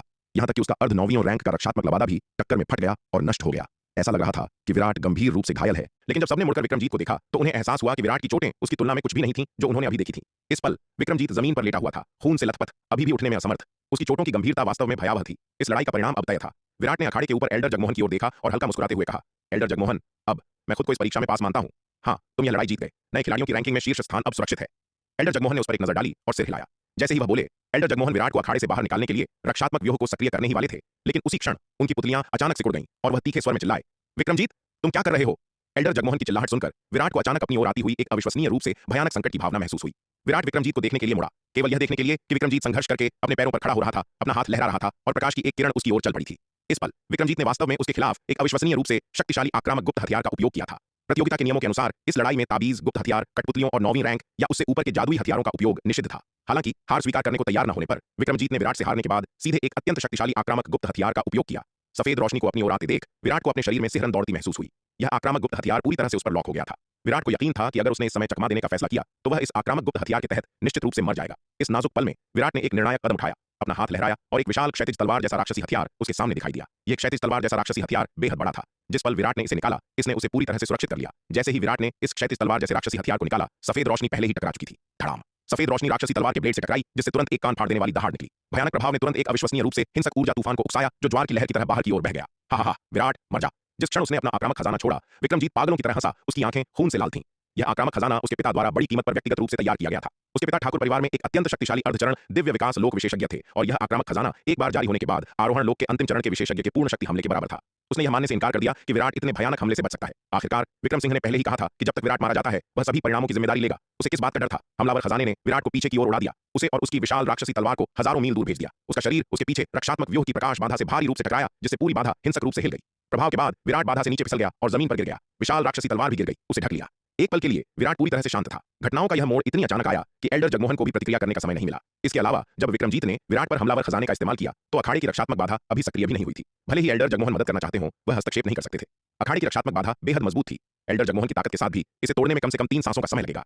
युवा मालिक! अखाड़े के उत्तरी मंडप की दूसरी मंजिल पर चंपा इस दृश्य से स्तब्ध रह गई और सदमे में चिल्लाई। वह विराट की स्थिति की जांच करने के लिए दूसरी मंजिल से बाहर निकली। वैदेही, जो उसके बगल में थी, उसके पीछे चली गई। इस पल माया, आयु, नलिनी, गुरु भूपति और अन्य भी समान रूप से स्तब्ध थे। हालांकि वे चंपा की तरह घबराए नहीं या अपना आपा नहीं खोया। वे विराट को चंपा से कहीं बेहतर समझते थे। हालांकि चंपा ने सूर्य संप्रदाय के खंडहरों में विराट के साथ प्रशिक्षण लिया था, लेकिन उसने अंधकार दानव जेल के खिलाफ जीवन मरण की लड़ाई का अनुभव नहीं किया था, जैसा कि उन्होंने किया था।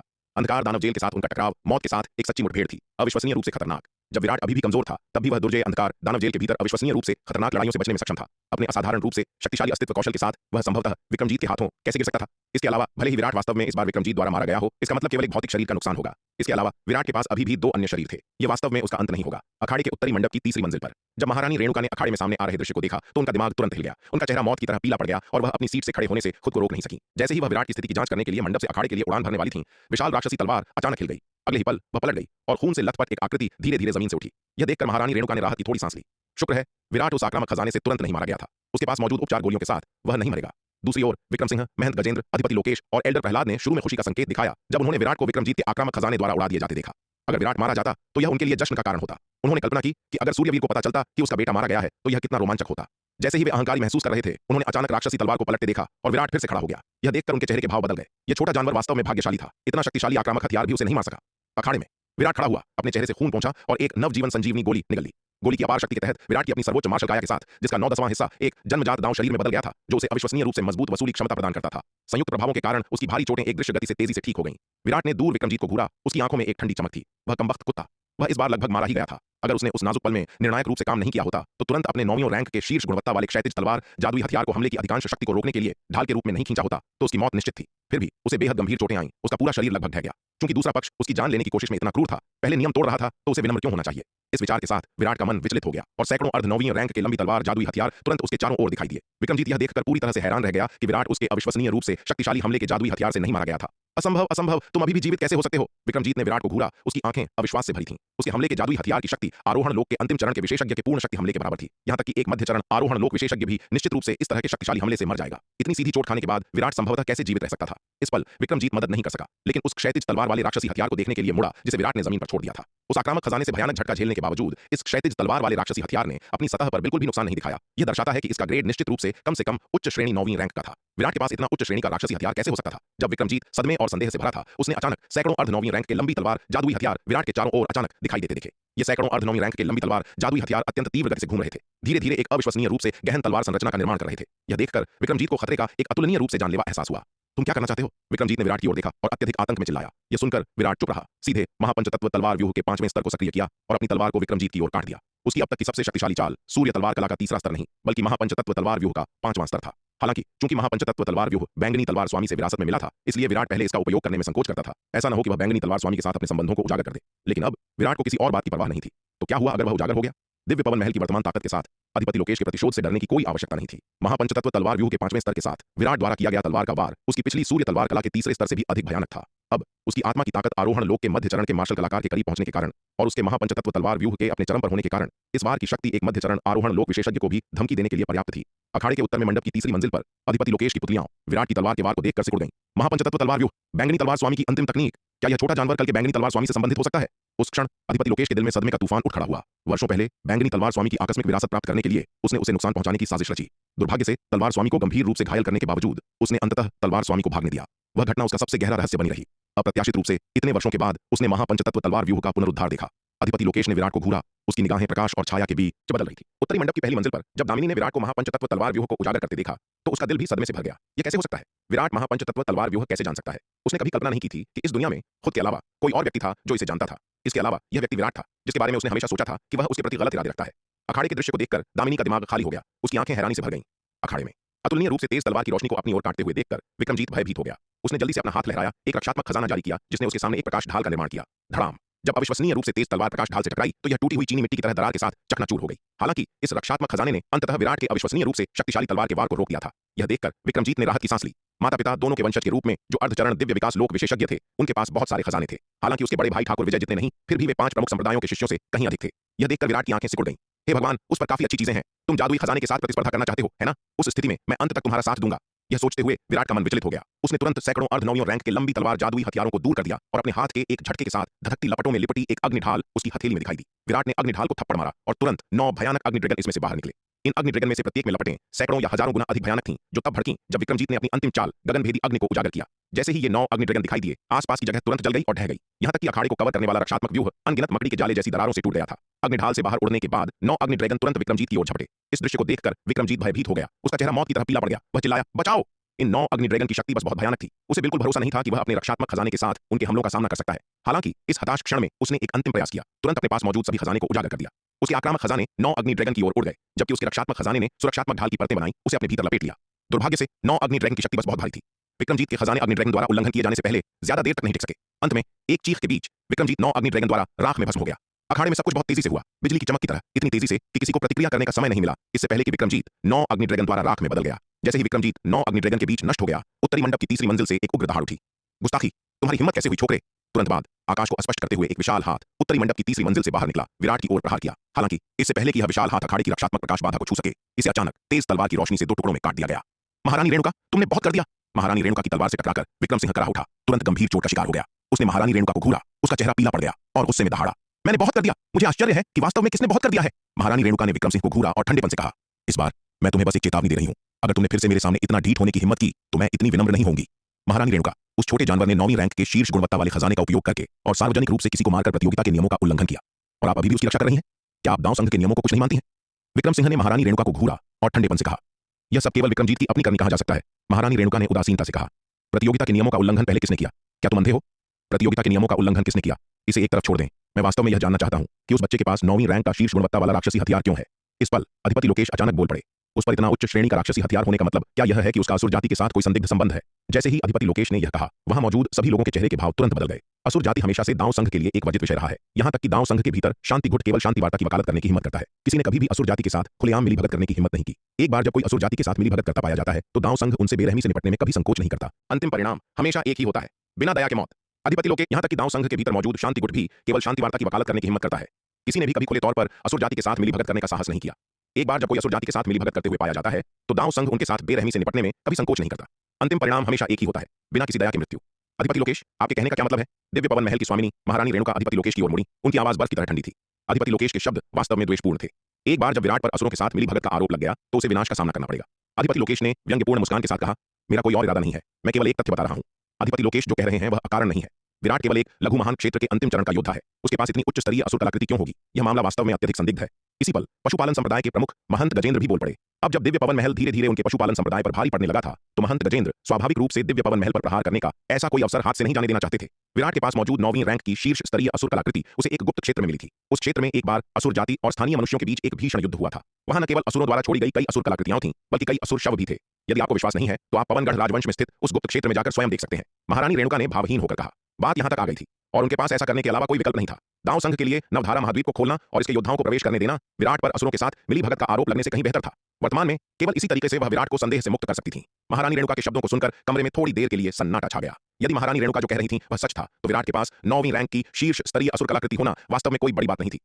महारानी रेणुका, यह केवल आपकी तरफ की कहानी है। सच्चाई का पता लगाने के लिए हमें उस लड़के को पकड़ना होगा और उससे कड़ी पूछताछ करनी होगी। सबसे अच्छा तरीका है कि उसकी आत्मा की तलाशी ली जाए। इस तरह हमें निश्चित रूप से पता चल जाएगा कि वह असुरों के साथ मिलीभगत कर रहा है या नहीं। अधिपति लोकेश ने फिर कहा। उन्हें इस बात की परवाह नहीं थी कि विराट असुरों के साथ मिला हुआ है या नहीं। यह दिव्य पवन महल पर प्रहार करने और विराट को मारने का एक अवसर था। वह वास्तव में समझते थे कि दिव्य पवन महल की स्वामिनी ने जो कहा वह संभवतः सच था, क्योंकि ऐसा नहीं था कि वरुण प्रांत में किसी ने उस प्राचीन खंडहर गुप्त क्षेत्र में प्रवेश नहीं किया था। जब लक्ष्य, जितेन, ब्रजेश और अन्य लोग वरुण प्रांत लौटे तो उन्होंने उस प्राचीन खंडहर गुप्त क्षेत्र की विशिष्ट स्थिति पर रिपोर्ट दी थी। इसके अलावा लक्ष्य, जितेन और ब्रजेश ने उस गुप्त क्षेत्र में एक असुर के साथ लड़ाई भी लड़ी थी और उस असुर ने जिस हथियार का इस्तेमाल किया था वह एक 9वीं रैंक की शीर्ष गुणवत्ता वाली क्षैतिज तलवार प्रतीत होती थी। विराट के शरीर पर मौजूद 9वीं रैंक की शीर्ष गुणवत्ता वाली क्षैतिज असुर तलवार बहुत संभवतः उसी असुर से प्राप्त की गई थी। लेकिन फिर भी तो क्या हुआ? अब सबसे महत्वपूर्ण बात सच्चाई नहीं है बल्कि विराट को मारने के लिए इस बहाने का उपयोग करना है। यह सुनकर महारानी रेणुका के चेहरे के भाव काफी बदल गए। उन्होंने अधिपति लोकेश को घूरते हुए ठंडे स्वर में कहा, अधिपति लोकेश, क्या आप जानबूझकर मेरे दिव्य पवन महल से जीवन मरण का युद्ध लड़ने की कोशिश कर रहे हैं? हे महारानी रेणुका, आप क्या कह रही हैं? मैं केवल एक तथ्य बता रहा हूं और मेरा दिव्य पवन महल को निशाना बनाने का कोई इरादा नहीं है। अधिपति लोकेश ने हंसते हुए कहा। अधिपति लोकेश ने जो कहा वह तर्कसंगत है। आपने जो अभी कहा वह केवल महारानी रेणुका का पक्ष था। सबसे अच्छा तरीका उस लड़के को पकड़ना और उसकी आत्मा की तलाशी लेना है। उस स्थिति में सच्चाई सामने आ जाएगी। पशुपालन संप्रदाय के प्रमुख महंत गजेंद्र ने भी सुर में सुर मिलाया।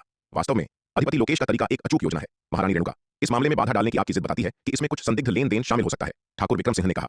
महारानी रेणुका को एक ठंडी हंसी के साथ घूरते हुए, किसी योद्धा की आत्मा की तलाशी लेना उसकी गरिमा का घोर उल्लंघन और उसे कुचलना है। क्या आप सब नहीं समझते? यदि आप किसी योद्धा की आत्मा की तलाशी लेने के लिए कोई भी बहाना ढूंढ सकते हैं तो क्या मैं भी दावा कर सकती हूं कि अधिपति लोकेश असुर जाति के साथ मिलीभगत कर रहे हैं और क्या मैं भी उनकी आत्मा की तलाशी ले सकती हूं? महारानी रेणुका ने कड़ाई से कहा।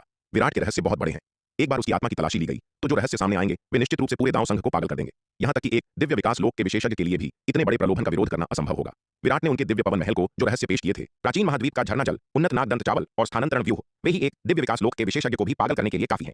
इन तीनों चीजों का मूल्य दिव्य विकास लोक के विशेषज्ञों के लिए भी बहुत अधिक है। दिव्य विकास लोक तक पहुंचना और आगे बढ़ना अविश्वसनीय रूप से कठिन है, लेकिन प्राचीन महाद्वीप का झरना जल और उन्नत नाग दंत चावल दिव्य विकास लोक के विशेषज्ञों की साधना को भी तेजी से बढ़ा सकते हैं। ये केवल वे रहस्य हैं जो विराट ने उनके दिव्य पवन महल को बताए थे। अन्य रहस्य भी हैं जो उसने नहीं दिखाए, जो उनकी कल्पना से कहीं अधिक आश्चर्यजनक है। विराट की पृथ्वी योद्धा सूची में 317वें स्थान पर मौजूद ठाकुर विक्रमजीत को केवल लघु महान क्षेत्र के अंतिम चरण में हराने की क्षमता उसके अपने दायरे से परे लड़ने की आश्चर्यजनक क्षमता को प्रदर्शित करती है। यह कोई आसान उपलब्धि नहीं है। विराट ने संदेह अकल्पनीय पृथ्वी को हिला देने वाले रहस्यों को अपने भीतर छिपाए हुए है। ये रहस्य कभी भी उजागर नहीं होने चाहिए, अन्यथा विराट निश्चित रूप से मर जाएगा। आप मुझ पर बिना किसी कारण के असुरों के साथ मिलीभगत का आरोप कैसे लगा सकते हैं? मेरे पास कोई 9वीं रैंक की शीर्ष स्तरीय असुर कलाकृति नहीं है, अधिपति लोकेश हंसे। यदि मुझ पर भी ऐसी किसी बात का संदेह होता तो मुझे अपनी निर्दोषता साबित करने के लिए आप सभी द्वारा अपनी आत्मा की तलाशी लेने में निश्चित रूप से कोई आपत्ति नहीं होती। क्योंकि डींग मारने की कोई कीमत नहीं थी, इसलिए उन्होंने स्वाभाविक रूप से वही कहा जो वह कहना चाहते थे। यदि वास्तव में ऐसी नौबत आती तो वह अधिपति लोकेश संभवतः दूसरों को अपनी आत्मा की तलाशी लेने की अनुमति कैसे दे सकते थे? किसने अपने जीवन में कुछ शर्मनाक काम नहीं किए हैं, विशेष रूप से अधिपति लोकेश जैसा कोई जिसके गुप्त लेन देन का उल्लेख करना बहुत अधिक है। एक बार जब ये बातें उजागर हो जाती, भले ही उसने असुरों के साथ मिलीभगत न की हो, तो यह दांव संघ के लिए उसे मौत की सजा देने के लिए पर्याप्त होता। लेकिन अब दिव्य पवन महल की स्वामिनी को मजबूर करने के लिए वह स्वाभाविक रूप से जो चाहे बना सकता था, यह जानते हुए कि ऐसी बात नहीं होगी। वरुण महल के प्रतिष्ठित अधिपति एक अर्धचरण दिव्य विकास लोक के विशेषज्ञ की आत्मा की तलाशी लेने की हिम्मत कौन करेगा? अब बहस करने की कोई आवश्यकता नहीं है, बस वैसा ही करें जैसा अधिपति लोकेश कहते हैं। इस समय एल्डर फनीश्वर भी बोल पड़े। जब तक हम उस बच्चे की आत्मा की तलाशी लेते हैं, निर्दोष निर्दोष साबित होगा और दोषी दोषी साबित होगा। यदि उसने असुरों के साथ मिलीभगत नहीं की तो हम उसे मुआवजा दे सकते हैं। एल्डर फनीश्वर, मैं इससे बिल्कुल सहमत नहीं हूं। मैं किसी को भी विराट के साथ ऐसा करने की अनुमति नहीं दूंगी। महारानी रेणुका ने दृढ़ता से कहा। रेणुका, क्या तुम खुले तौर पर दांव संघ की अवहेलना कर रही हो? एल्डर फनीश्वर ने महारानी रेणुका की ओर देखा और ठंडे स्वर में चिल्लाए। एल्डर फनीश्वर, आपने इस मामले में अनुचित व्यवहार किया है और मैं इसे स्वीकार नहीं करूंगी। महारानी रेणुका ने ठंडे स्वर में कहा। इसके अलावा इस मामले में आप केवल अपने स्वयं के रवैये का प्रतिनिधित्व कर सकते हैं, दांव संघ का नहीं। धृष्टता! महारानी रेणुका के शब्दों को सुनकर एल्डर फनीश्वर के रोंगटे खड़े हो गए और वह गुस्से में दहाड़ उठे। रेणुका, तुम बस विद्रोह करने की कोशिश कर रही हो। महारानी रेणुका ने उपस्थित सभी लोगों पर एक नजर डाली और कुछ नहीं कहा, और एक झटके के साथ मंडप की तीसरी मंजिल से बाहर उड़ी और अखाड़े की ओर उड़ी, विराट के पास जा उतरी। इस समय अखाड़े के रक्षात्मक व्यूह को एल्डर जगमोहन द्वारा हटा दिया गया था, इसलिए महारानी रेणुका स्वाभाविक रूप से बिना किसी बाधा के अखाड़े में प्रवेश कर सकती थी। महारानी रेणुका विराट के सामने खड़ी हो गई और अपने हाथ की एक लहर के साथ भयानक ऊर्जा बिखेरती एक लंबी तलवार उनके हाथ में दिखाई दी। यदि तुम विराट को छूना चाहते हो तो तुम्हें पहले मुझसे पार पाना होगा, महारानी रेणुका ने भावहीन होकर कहा, उत्तरी मंडप की तीसरी मंजिल की ओर देखते हुए। यह देखकर एल्डर योगिता, एल्डर गार्गी और दिव्य पवन महल के अन्य अर्धचरण दिव्य विकास लोक के विशेषज्ञ उत्तरी मंडप की तीसरी मंजिल से बाहर उड़े, विराट के पास उतरे और उसे घेर लिया। विराट इस दृश्य से हक्का बक्का रह गया। मौसी रेणुका, यह सब क्या हो रहा है? विराट ने पूछा, उसका चेहरा उलझन से भरा था। विराट, तुमने अभी वह 9वीं रैंक की शीर्ष गुणवत्ता वाली क्षैतिज असुर तलवार निकाली और अधिपति लोकेश ने तुम पर असुर जाति के साथ मिलीभगत का आरोप लगाया। वे बुरे इरादे वाले लोग तुम्हारी आत्मा की तलाशी लेना चाहते हैं। इससे पहले कि महारानी रेणुका बोल पाती, एल्डर योगिता ने बीच में ही कहा, क्या सिर्फ इसलिए कि मैंने 9वीं रैंक का शीर्ष स्तरीय असुर हथियार निकाला, आप मुझ पर असुरों के साथ मिलीभगत का संदेह कर रहे हैं? विराट ने कहा। उसका चेहरा अविश्वास से भरा था। तो अगर मैं सीमा पर असुरों के खिलाफ लड़ता, उन्हें मारता और उनकी लूट का सामान प्राप्त करता, तो क्या मुझ पर भी उनके साथ मिलीभगत का संदेह किया जाता? वह वास्तव में विश्वास नहीं कर सकता था कि ठाकुर विक्रमजीत के हमले को रोकने के लिए उस 9वीं रैंक की शीर्ष स्तरीय क्षैतिज असुर तलवार को ढाल के रूप में निकालने से उस पर असुरों के साथ मिलीभगत का आरोप लगाया जाएगा। यह बिल्कुल बेतुका था। उस अत्यंत नाजुक स्थिति में विराट के पास सोचने का समय नहीं था। उसकी पहली प्रतिक्रिया हमले को रोकने के लिए अपनी सबसे मजबूत क्षैतिज असुर तलवार को ढाल के रूप में निकालना था, क्योंकि ढाल की रक्षा के लिए सबसे उपयुक्त हथियार वह 9वीं रैंक की शीर्ष स्तरीय क्षैतिज असुर तलवार थी। इसके अलावा विराट इसे ढाल के रूप में उपयोग करने का आदी था, इसलिए उस अत्यंत नाजुक स्थिति में उसने अवचेतन रूप से उस 9वीं रैंक की शीर्ष स्तरीय क्षैतिज असुर तलवार को निकाल लिया। अनपेक्षित रूप से इस घटना के कारण उस पर असुरों के साथ मिलीभगत का आरोप लगाया जाना था और अपनी निर्दोषता साबित करने के लिए आत्मा की तलाशी के अधीन किया जाना था। ऐसा कैसे हो सकता है? यह बहुत ही बेतुका है।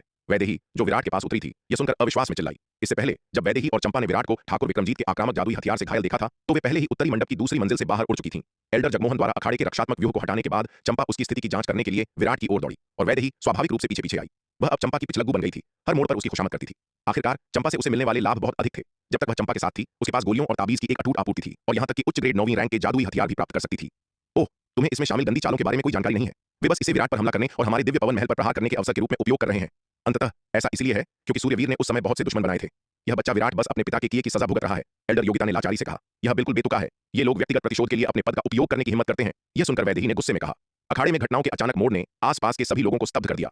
वास्तव में क्या हुआ? अचानक ऐसी बात कैसे हो सकती है? विराट पर किसने हमला किया? क्या ऐसा इसलिए था क्योंकि विराट ने ठाकुर विक्रमजीत को मार डाला और इसलिए विराट को दंडित किया जा रहा था? लेकिन ठाकुर विक्रमजीत ने पहले प्रतियोगिता के नियमों का उल्लंघन किया, इसलिए विराट को दोषी नहीं ठहराया जा सकता। एक पल के लिए हर कोई पूरी तरह से हैरान था।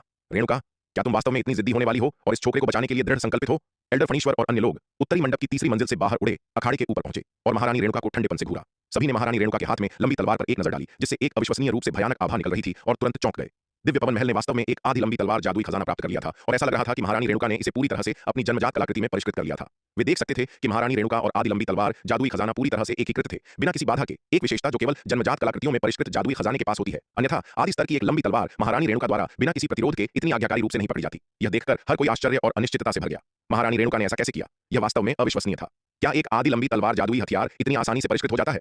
एल्डर फनीश्वर के कार्य अनुचित हैं, कृपया पालन न करने के लिए मुझे क्षमा करें, महारानी रेणुका ने भावहीन होकर कहा। आप इस मामले पर इतना जोर दे रही हैं, क्या ऐसा हो सकता है कि उस छोकरे ने वास्तव में असुर जाति के साथ मिली भगत की हो और आपका दिव्य पवन महल भी इसमें शामिल था? क्या इसीलिए आप हमें जांच नहीं करने दे रही हैं? महारानी रेणुका के शब्दों को सुनकर एल्डर फनीश्वर की आंखें सिकुड़ गईं, जिससे एक डरावनी चमक प्रकट हुई। चूंकि ऐसी बात है तो अशिष्ट होने के लिए मुझे दोष न दें। आप इसे अपने ऊपर लाई हैं।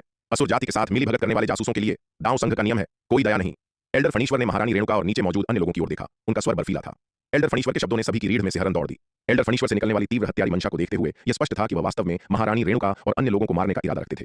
पहले सभी ने सोचा था कि एल्डर फनीश्वर अधिक से अधिक दिव्य पवन महल और अन्य लोगों को घायल करेंगे और फिर विराट को पकड़ लेंगे, लेकिन मौजूदा स्थिति पूरी तरह से हर किसी की उम्मीदों से परे है। एल्डर फनीश्वर वास्तव में विराट के साथ साथ दिव्य पवन महल के सभी विशेषज्ञों को मारने का इरादा रखते हैं। यहां तक कि महारानी रेणुका और एल्डर योगिता दिव्य पवन महल के अन्य विशेषज्ञों के साथ एल्डर फनीश्वर के शब्दों कोई दया नहीं से स्तब्ध थे। उन्हें उम्मीद नहीं थी कि एल्डर फनीश्वर का रवैया इतना दृढ़ होगा। इससे पहले कि कोई सबूत इकट्ठा किया जाता, केवल संदेह के आधार पर वह उनके दिव्य पवन महल 5 महान संप्रदायों में से एक को मारने का इतना कठोर निर्णय ले रहे थे। एल्डर्स, खुद को तैयार करें। आज हमारे दिव्य पवन महल को जीवन मरण की लड़ाई का सामना करना पड़ सकता है, महारानी रेणुका ने एल्डर्स से कहा। एल्डर फनीश्वर की धमकी के सामने भी महारानी रेणुका का 1 इंच भी पीछे हटने का कोई इरादा नहीं था। महारानी, निश्चिंत रहें, हम आज आपके साथ खड़े रहेंगे। इस बाहरी आक्रमण के खिलाफ लड़ेंगे। एल्डर गागी, एल्डर योगिता और दिव्य पवन महल की अन्य शक्तिशाली हस्तियों ने एक स्वर में उत्तर दिया। इस समय दिव्य पवन महल के सभी अर्धचरण दिव्य विकास लोक के विशेषज्ञ दुश्मन के प्रति अपनी नफरत में एकजुट थे। अच्छा, बहुत अच्छा। एल्डर फनीश्वर ने यह देखकर ठंडे स्वर में कहा, तो आज मैं आप सभी जासूसों का सफाया कर दूंगा जिन्होंने असुरों के साथ मिलीभगत की थी।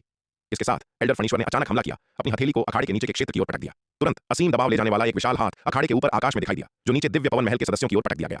इस विशाल हाथ द्वारा लाए गए भयानक दबाव के कारण अधिपति लोकेश और ठाकुर विक्रम सिंह जैसे कुछ अर्धचरण दिव्य विकास लोक के विशेषज्ञों को भी घुटन का एहसास हुआ। यह देखकर हर कोई भयभीत हो गया। दिव्य विकास लोक के विशेषज्ञ वास्तव में असाधारण थे। हालांकि इस नाजुक पल में एक गूंजती हुई दहाड़ आकाश में गूंज उठी। मेरे बेटे को छूने की हिम्मत कौन करता है? जैसे ही आवाज गूंजी, एक अकल्पनीय रूप से तेज तलवार की रोशनी आकाश में कौंध गई। यह तलवार की रोशनी सीधे अखाड़े के ऊपर भयानक विशाल हाथ से गुजरी। एक सन्न करती आवाज के साथ भयानक आकाश को ढकने वाला हाथ तलवार की रोशनी से तुरंत कट गया।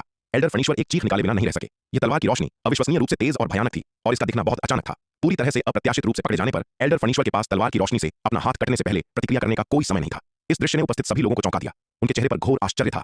यह व्यक्ति कौन था जिसने एल्डर फनीश्वर को भी एक ही आदान प्रदान में इतना भारी नुकसान पहुंचाया? तलवार की रोशनी गुजरने के बाद इसकी चमक धीरे धीरे कम हो गई। अंततः एक साहसी और प्रभावशाली अभिव्यक्ति वाले मध्यम आयु वर्ग के व्यक्ति में बदल गई। यह मध्यम आयु वर्ग का व्यक्ति विराट के साथ एक अद्भुत समानता रखता था, जो स्पष्ट रूप से उनके बीच एक असामान्य संबंध का संकेत देता था। सूर्यवीर, तुम हो। एल्डर फनीश्वर नवागंतुक को पहचानकर सदमे और गुस्से में दहाड़ उठे। स्वामी! जब दिव्य पवन महल की महारानी ने मध्यम आयु वर्ग के व्यक्ति को देखा तो उनकी आंखें विस्मय में चौड़ी हो गईं। एक पल के लिए ऐसा लगा कि पूरी दुनिया में केवल वही मध्यम आयु वर्ग का व्यक्ति था। पिताजी! विराट मध्यम आयु वर्ग के व्यक्ति को देखकर आश्चर्य में चिल्लाए बिना नहीं रह सका। उसने इतने वर्षों तक अपने पिता को खोजा था और अंत में आज उसने अपने पिता सूर्यवीर को फिर से देखा था। इस समय विराट भावनाओं से अभिभूत था और नहीं जानता था कि क्या कहे। मालिक, चंपा ने मध्यम आयु वर्ग के व्यक्ति को देखकर खुशी से कहा। उसे सूर्यवीर द्वारा गोद लिया गया था और उनके द्वारा पाला गया था। अपने दिल में वह हमेशा सूर्यवीर को अपना पिता मानती थी। उन्हें अब फिर से देखकर वह स्वाभाविक रूप से बहुत खुश थी। बूढ़े फनीश्वर, तुम मेरे बेटे को धमकाने की हिम्मत करते हो? तुम्हारी मौत आई है क्या? सूर्यवीर ने एल्डर फनीश्वर की ओर देखा और उपहास किया। सूर्यवीर, तुम्हारा बेटा असुर जाति के साथ मिलीभगत कर रहा है। हर किसी को उसे मारने का अधिकार है। एल्डर फनीश्वर दहाड़े। मेरा बेटा असुर जाति के साथ मिलीभगत कर रहा है? फनीश्वर, क्या तुम्हारे पास दिमाग भी है? इन सभी वर्षों में मैं असुर जाति के क्षेत्र में अथक परिश्रम कर रहा हूं और तुम कहने की हिम्मत करते हो कि मेरा बेटा उनके साथ मिलीभगत कर रहा है? क्या तुम बेवकूफ हो या तुम बस दुष्ट हो? सूर्यवीर ने उपहास किया। तुम्हारे बेटे के पास 9वीं रैंक की शीर्ष गुणवत्ता वाली असुर कलाकृति है, हर किसी ने देखा है। एल्डर फनीश्वर ने गंभीर होकर कहा। हाँ, एक 9वीं रैंक की शीर्ष गुणवत्ता वाली असुर कलाकृति, और तुम कहते हो कि मेरा बेटा असुर जाति के साथ मिलीभगत कर रहा है? तो मेरे पास दर्जनों अर्धचरण आदि शक्ति स्तर की असुर कलाकृतियां हैं। क्या तुम कहने वाले हो कि मैं भी असुर जाति के साथ मिलीभगत कर रहा हूं? सूर्यवीर ने उपहास किया। इसके साथ उसने अपना हाथ लहराया और वास्तव में दर्जनों अर्धचरण आदि शक्ति स्तर की असुर कलाकृतियां उसके सामने दिखाई दी। उन असुर कलाकृतियों ने भयानक उतार चढ़ाव उत्सर्जित किए, काली ऊर्जा के साथ घूमते हुए, जिसने पूरे आकाश को गहरा काला रंग दिया, जिससे अखाड़ा तुरंत दुनिया के अंत जैसा प्रतीत होने लगा। यह कहना मुश्किल है, शायद तुम और तुम्हारा बेटा असुरों के साथ मिलीभगत कर रहे हैं। यह देखकर ठाकुर विक्रम सिंह अचानक बोल पड़ा। एल्डर फनीश्वर, सूर्यवीर के पास इतनी सारी अर्धचरण आदि शक्ति स्तर की असुर कलाकृतियां हैं, वह निश्चित रूप से असुरों के साथ उलझा हुआ है। कृपया एल्डर फनीश्वर आदेश दें और हम इस शैतान को एक साथ मार डालेंगे। हम मूर्ख! सूर्यवीर ने ठंडेपन से सूंघा, फिर अचानक हमला किया। अपनी हथेली से ठाकुर विक्रम सिंह को थप्पड़ मारा। एक कान फोड़ू धमाका गूंज उठा। सूर्यवीर के थप्पड़ के तहत ठाकुर विक्रम सिंह विरोध करने की ताकत भी नहीं जुटा सका। उसे आकाश से पटक दिया गया। नीचे अखाड़े में दुर्घटनाग्रस्त हो गया, जिससे अन्यथा अभेद्य जमीन में दसियों हजार मील व्यास का एक विशाल गड्ढा बन गया। सूर्यवीर, तुम्हारी हिम्मत कैसे हुई? यह देखकर ठाकुर परिवार के अर्धचरण दिव्य विकास लोक के योद्धा गुस्से में चिल्लाए। क्या एक और लड़ाई चाहिए? सूर्यवीर ने ठाकुर परिवार के योद्धाओं पर एक नजर डाली, अपनी लंबी तलवार की धार पर उंगली फेरी और ठंडे स्वर में कहा। ऐसा ही होता है कि आज मैं सूर्यवीर भी दशकों पहले का हिसाब तुम लोगों के साथ चुकता करना चाहता हूं। वैसे भी मेरी तलवार को कुछ और अर्धचरण दिव्य विकास लोक के योद्धाओं का खून पीने में कोई आपत्ति नहीं है। एल्डर फनीश्वर, क्या आप बस खड़े होकर देखेंगे कि यह बदमाश इतना अहंकारी हो रहा है? सूर्यवीर के शब्दों को सुनकर ठाकुर परिवार के एक अर्धचरण दिव्य विकास लोक के योद्धा ने एल्डर फनीश्वर से गुस्से में कहा। कृपया आदेश दें एल्डर फनीश्वर, चलो इस खलनायक को मार डालते हैं जो असुरों के साथ मिलीभगत करता है। हे, मैं असुरों के साथ मिलीभगत करता हूं? बूढ़े फनीश्वर से पूछो कि क्या वह मुझ पर वह लेबल लगाने की हिम्मत करता है? सूर्यवीर ने ठाकुर परिवार के अर्धचरण दिव्य विकास लोक के योद्धा पर एक नजर डाली और उपहास किया। सूर्यवीर के शब्दों को सुनकर सभी की निगाहें तुरंत एल्डर फनीश्वर की ओर मुड़ गईं। एल्डर फनीश्वर का चेहरा लाल हो गया और वह लंबे समय तक अवाक रहे। सच कहूं तो एल्डर फनीश्वर ऐसा कुछ करने की हिम्मत नहीं करेंगे। असुरों के साथ मिलीभगत, वह सूर्यवीर पर वह आरोप लगाने की हिम्मत नहीं करेंगे, चाहे वह कोई भी हो। दूसरों को पता नहीं होगा कि सूर्यवीर ने कुछ साल पहले मध्य महाद्वीप की पश्चिमी सीमा पर क्या किया था, लेकिन एल्डर फनीश्वर दाव संघ के एक उच्च रैंक वाले एल्डर के रूप में इससे अनजान नहीं हो सकते थे। कई साल पहले मध्य महाद्वीप की पश्चिमी सीमा पर मानव सेना को असुरों के हमले का सामना करना पड़ा। उनकी सबसे महत्वपूर्ण रक्षात्मक लाइनों में से एक गंभीर संकट में थी। यह सूर्यवीर की उपस्थिति थी जिसने ज्वार को मोड़ दिया, स्थिति को उलट दिया। क्योंकि वह रक्षात्मक रेखा घूम गई थी, पूरा युद्ध क्षेत्र घूम गया था। अन्यथा यदि वह रेखा ढह गई होती तो असुरों के खिलाफ मानव सेना की सुरक्षा पूरी तरह से चरमरा सकती थी, जिसके अकल्पनीय परिणाम होते। सूर्यवीर के हस्तक्षेप के कारण उस रेखा पर स्थिति उलट गई, जिससे मानव सेना एक बार फिर असुर सेना के हमले का सामना करने में सक्षम हो गई। मानव जाति और दाव संघ दोनों के लिए सूर्यवीर का योगदान बहुत बड़ा था। यदि उन्होंने सूर्यवीर पर असुरों के साथ मिलीभगत का आरोप लगाने की हिम्मत की तो सूर्यवीर को उंगली उठाने की भी आवश्यकता नहीं होगी। सीमा पर अनगिनत सैनिक उसे टुकड़े टुकड़े कर देंगे। भले ही एल्डर फनीश्वर दाव संघ के एक उच्च रैंक वाले एल्डर थे, दिव्य विकास लोक के एक शक्तिशाली विशेषज्ञ, वह इतना अपमानजनक कुछ करने की हिम्मत नहीं करेंगे। काफी देर तक हिचकिचाने के बाद एल्डर फनीश्वर ने अंत में कहा, सूर्यवीर, तुम वास्तव में क्या चाहते हो? उनके पास वास्तव में सूर्यवीर से निपटने का कोई तरीका नहीं था। क्या वह वास्तव में सूर्यवीर के घेराव और विनाश का आदेश देने की हिम्मत कर सकते थे? क्या वह वास्तव में सूर्यवीर को घेरने और मारने के लिए दाव संघ की शक्ति को जुटाने की हिम्मत कर सकते थे? यदि उन्होंने वास्तव में ऐसा करने की हिम्मत की तो दाव संघ के एक एल्डर के रूप में उनका पद खत्म हो जाएगा। और अपने दम पर उन्हें यकीन नहीं था कि वह सूर्यवीर को हरा सकते हैं। सूर्यवीर की ताकत बहुत अधिक थी, यहां तक कि एक आदि जादुई खजाने के साथ उन्हें भरोसा नहीं था कि वह सूर्यवीर को हरा सकते हैं, क्योंकि उनके पास स्वयं कोई आदि जादुई खजाना नहीं था। हालांकि मनोरम दृश्य चित्र एक मध्यम ग्रेड का जन्मजात जादुई खजाना है, लेकिन यह उनका नहीं बल्कि दाव संघ का है। इसके अलावा यह एक गुफा स्वर्ग प्रकार का जादुई खजाना है जो युद्ध के लिए अनुपयुक्त है। तुम क्या चाहते हो? तुमने मेरे बेटे पर असुर जाति के साथ मिलीभगत करने और दिव्य पवन महल पर हमला करने का आरोप लगाकर बदनाम किया। तुम्हें सार्वजनिक रूप से माफी मांगनी चाहिए। इसके अलावा उस तलवार के वार ने अभी अभी मेरी तलवार को थोड़ा नुकसान पहुंचाया है। तुम्हें मुझे मुआवजा देना चाहिए। सूर्यवीर ने एल्डर फनीश्वर की ओर देखा और उपहास किया। सूर्यवीर, बहुत दूर मत जाओ। यह मत सोचो कि मैं वास्तव में तुमसे डरता हूं। एल्डर फनीश्वर का चेहरा गुस्से से लाल हो गया। वह मैं था जिसका हाथ कट गया था, तुम नहीं सूर्यवीर। तुमने मेरा हाथ काट दिया और अब तुम चाहते हो कि मैं भुगतान करूं? यह अपमानजनक है। इसके अलावा एल्डर फनीश्वर के लिए यह सबसे असहनीय बात नहीं थी। उन्हें जो सबसे असहनीय लगा वह यह था कि सूर्यवीर वास्तव में चाहते थे कि वह इतने सारे लोगों के सामने अपने मात्र लघु महान क्षेत्र के अंतिम चरण के चींटी जैसे बेटे से माफी मांगे। यदि उन्होंने वास्तव में ऐसा किया तो क्या उनके पास दाव संघ में अपना चेहरा दिखाने के लिए अभी भी चेहरा होगा? यदि उन्होंने सूर्यवीर से माफी मांगी होती तो यह इतना बुरा नहीं होता। आखिरकार सूर्यवीर एक शक्तिशाली व्यक्ति थे। मानव जाति और दाव संघ दोनों के लिए एक महान योगदानकर्ता, और सूर्यवीर की ताकत उनके खुद से कम नहीं थी। सूर्यवीर के समान स्तर के पावर हाउस से माफी मांगना उनके लिए शर्मनाक नहीं होगा। भले ही बात बाहर निकल जाए, कोई भी सूर्यवीर से माफी मांगने के लिए उन पर नहीं हंसेगा। बूढ़े फनीश्वर, क्या तुम कह रहे हो कि तुम मेरे बेटे को धमकाने के बाद बस इसे जाने देने वाले हो, जैसे कि मैं सूर्यवीर अस्तित्व में ही नहीं हूं? सूर्यवीर ने एल्डर फनीश्वर को घूरा और ठंडे स्वर में कहा। जैसे ही वह बोले, उन्होंने आदि लंबी तलवार जादुई हथियार पर अपनी उंगली से झटका दिया। एक गुंजन के साथ एक तलवार की चीख जो पूरे आकाश और पृथ्वी में गूंज उठी, युमेश शाही शहर के ऊपर गूंज गई। एल्डर फनीश्वर ने तुरंत एक अविश्वसनीय रूप से भयानक तलवार के संकल्प को उन पर दबाते हुए महसूस किया। यह देखकर एल्डर फनीश्वर उग्र और पीड़ित दोनों थे। अपने विकल्पों को तौलने के बाद उन्होंने अपना गुस्सा निगल लिया और कहा, सूर्यवीर, मैं तुम्हें मुआवजा दे सकता हूं, लेकिन माफी बिल्कुल सवाल से बाहर है। अन्यथा यदि तुम लड़ना चाहते हो तो मैं कड़वे अंत तक लड़ूंगा। यदि यह युमेश शाही शहर खंडहर में बदल जाता है, भले ही तुम्हारे सूर्यवीर के पास अद्वितीय पुण्य हो, तुम दाव संघ की सजा से नहीं बचोगे। तो तुम कितना मुआवजा देने का इरादा रखते हो? सूर्यवीर ने उन पर एक नजर डाली और पूछा। 10 करोड़ 9वीं रैंक के आध्यात्मिक पत्थर। एल्डर फनीश्वर ने एक पल के लिए सोचा और कहा। एल्डर फनीश्वर के शब्दों को सुनकर उपस्थित सभी लोग हंगामे में थे। वे अपने सामने के दृश्य को घूर रहे थे। उनके चेहरे आश्चर्य से भरे थे। यह क्या बकवास थी? क्या एल्डर फनीश्वर वह नहीं थे जिन्हें अभी पीटा गया था? ऐसा कैसे है कि यह उल्टा है? एल्डर फनीश्वर सूर्यवीर को मुआवजा दे रहे हैं। एल्डर फनीश्वर, एक प्रतिष्ठित दिव्य विकास लोक विशेषज्ञ और दाव संघ के एक एल्डर, सूर्यवीर के सामने पूरी तरह से अपमानित हुए, जिसने सभी की उम्मीदों को पूरी तरह से चकनाचूर कर दिया।